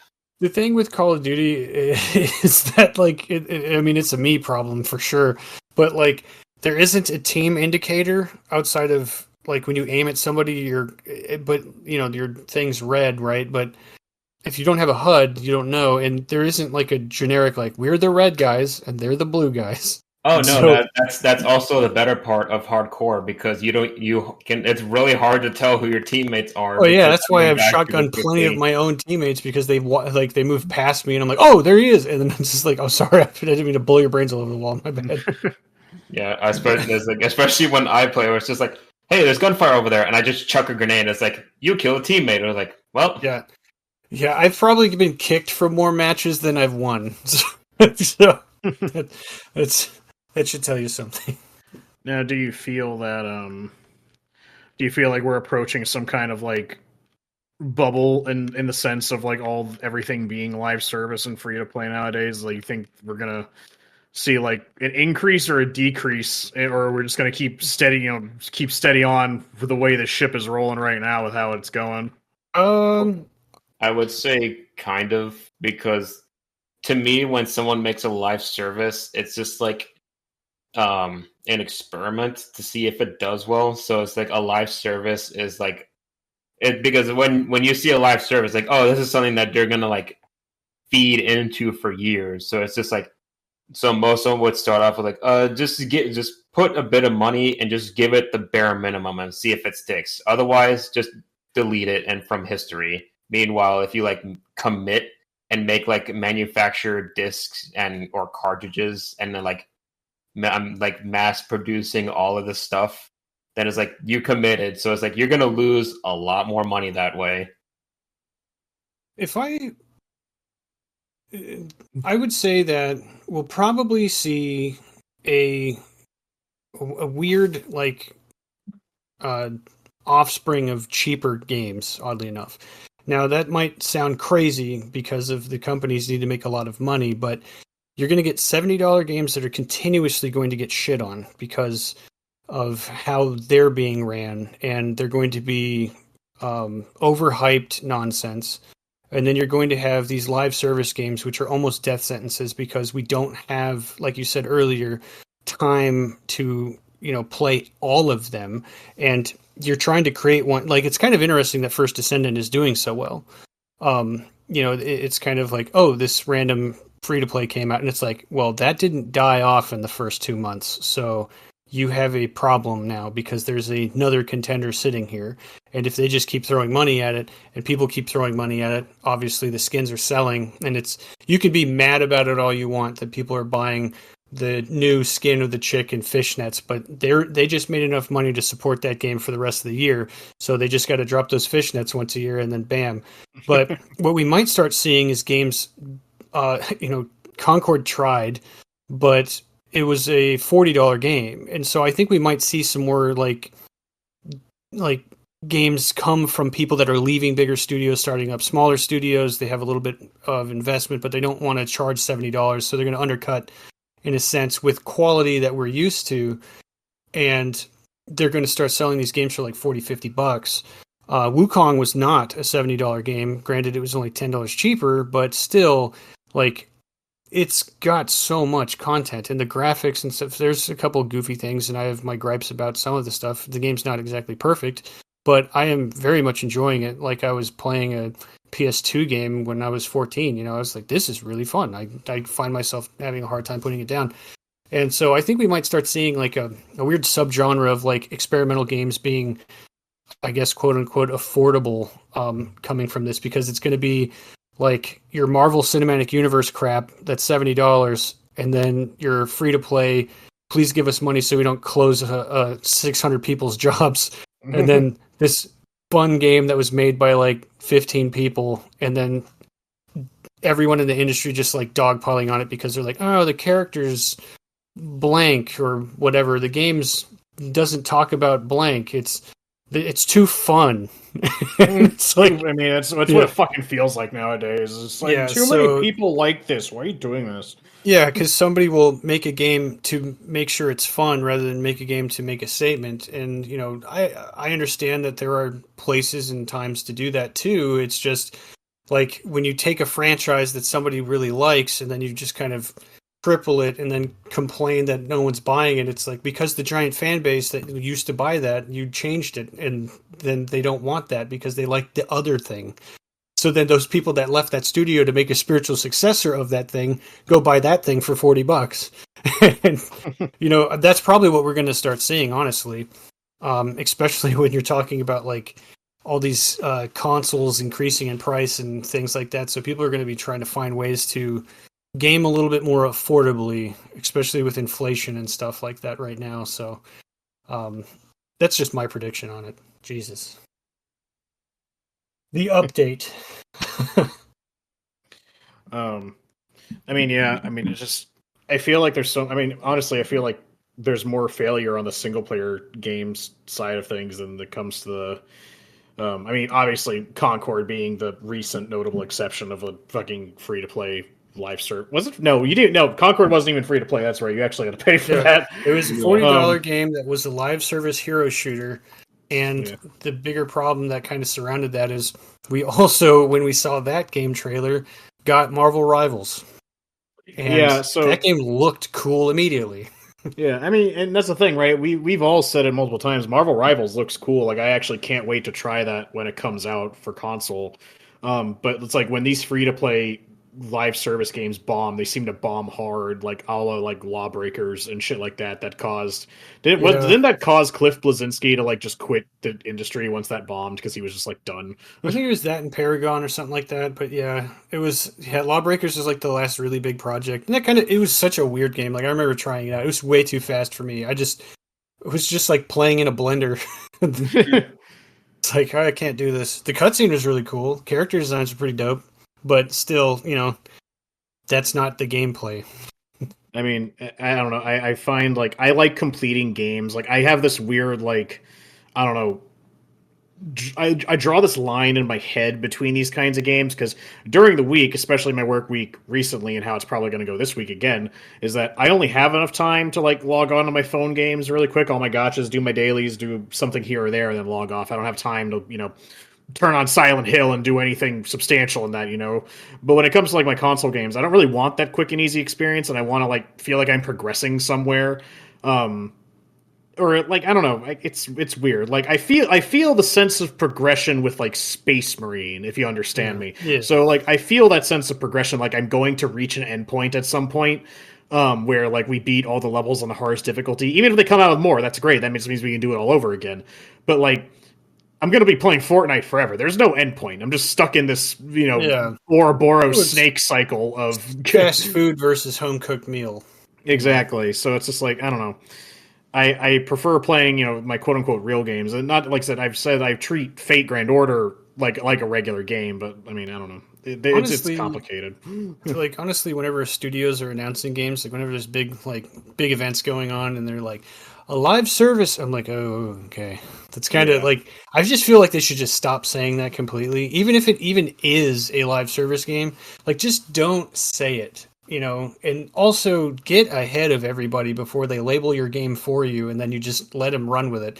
And like Godfall, that happened where they're like, "Oh man, this crazy Dark Souls like game from Gearbox," and you know, people are just like, "That wasn't a Souls like when it came out," but they didn't correct anybody. They were like, "Oh, people love Dark Souls; they'll buy the game," and you know, I was one of them. And it's like, "Oh, what the fuck is this?" Mm-hmm. You know, this is a run the level over and over and over and over again. Like, I understand the cycle of Dark Souls is to complete the game and New Game Plus, but it's not like fight the Taurus demon, fight the Taurus demon, fight the Taurus demon, fight the Taurus demon, then move on. It's so like I didn't really like the game loop. I thought the game looked really cool. Shout out to Andreas, who's the character modeler from our school. It's like, that's a really dope moment. I just feel bad because the game was just like, oh man, womp womp. But, anytime when they say it's a live service game, the only thing I think of is that it's not, the vision for the end product has not been established yet. So we're just going to be beta testing this game until they can make it make sense. Well, that's the other thing. It feels scummy sometimes, right? It's like the games don't feel finished. Like the nice thing about Overwatch is that it felt like a finished product when it first came out. That level of like polish, but then like a lot of these free to play games is like release the game that's like, I don't know, 20% complete, but you better make damn sure that cosmetic cash shop is working 100% of the time. Like, yeah, the actual gameplay can be riddled with bugs, but that needs to work. It's just funny because it's just like, while it's not a live service, the developers for, as I heard this news twice, so it's like I'm starting to feel like it is true. There's like the developers for both Kingdom Hearts now 4 and Destiny. As like the story has been going on for so long that both of them are forgetting what the story was and like how it's supposed to end. But like for Kingdom Hearts, is like they're like, I think they're soft rebooting the story because of how complicated it is, and some of them have to look up fan theories to remember plot points and everything. Meanwhile, Destiny is having a similar issue where when the game first launched with Destiny 1, it didn't have any story, but now that their story feels like it's never ending, and now they're trying to milk it by cutting it up into more sections than it was originally planned for, and people have noticed that. So it's just funny. It's like how a story like goes off as the game goes. I feel like Kingdom Hearts is just suffering from licensing agreements rather than figuring out what the story is, because they're like, oh, we can't get the rights to Mickey anymore. Shit. Or like whatever it might be with Disney characters.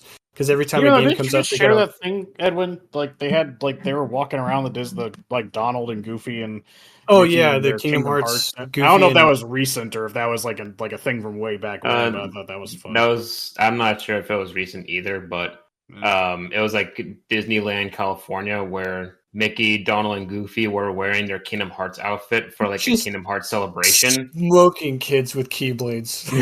He's just whacking people. It was like I'm not really sure like what the licensing agreement is. The last time I looked something up like this is obviously Disney owns all the Disney rights from the game, but Square Enix owns everything else. So it's like if Square Enix wants to do something with the Kingdom Hearts specific characters, they can, but if they need like Disney characters, they need Disney's permission.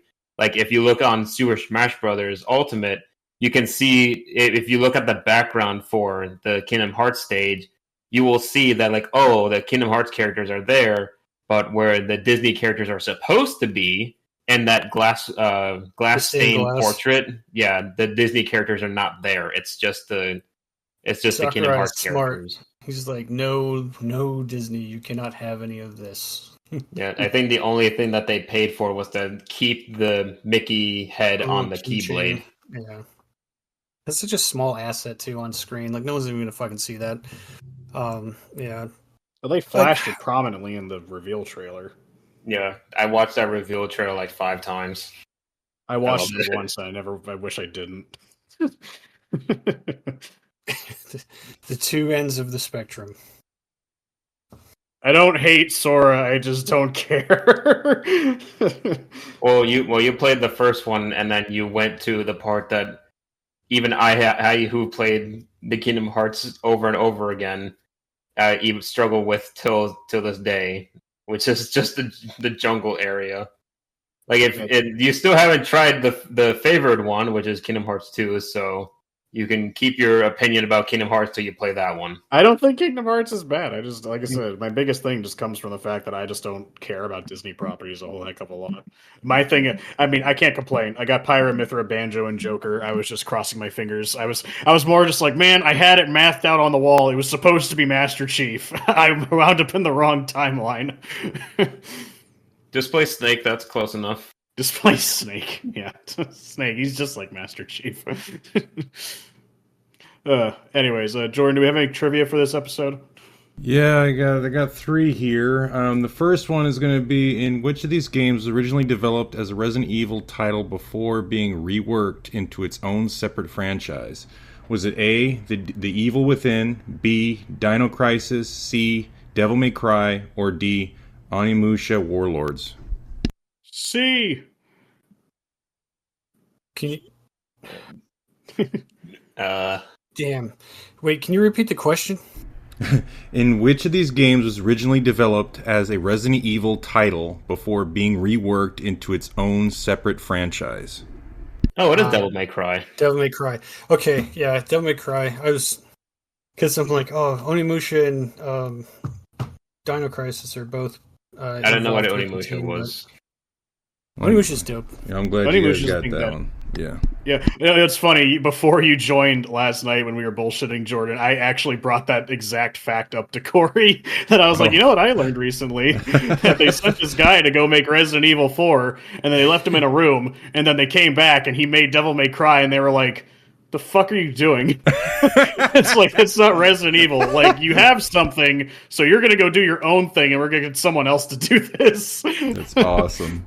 Yeah. Okay, good, because I had the whole spiel ready to go in case you guys were like, what? Explain. And then I was going to, but yeah, that's funny now that you say that. Wait, what was that guy like supposed to work on? He was supposed to. It work was on Resident Evil 4. It was specifically Resident Evil 4. Okay, so yeah, I was thinking the same thing. I was like, wait, wasn't he working on that beta version of Resident Evil 4 where Leon like goes between the real world and the spirit world? Yeah, Yes. okay. All right, well, the second question is, which of these games was the first to use the cover-based shooting mechanic as a core feature of gameplay? Was it A, Gears of War, B, Win-Back Covert Operations, C, Kill Switch, or D, Metal Gear Solid 2, Sons of Liberty? I want to say Gears of War. Just because, I think that's too late. I'll go with B because I don't know what it is. I'm assuming it's old. I'll go with Metal Gear because I figured that would be a mechanic at some point. The answer was B, Win-Back Covert Operations. Damn it, my ignorance wins again. I was to say, I had the exact Win-Back. reasoning you did, Edwin. I'm like, I want to pick that one just because I don't know what it is. I Feels like have it's the Win Back on answer. 64. I I totally forgot about that. That game's so funny. It's such a memeable like cover shooter. Damn it. I haven't even thought about that game in years. I've got a third one. This is funny to me because this is going to be basically for Corey.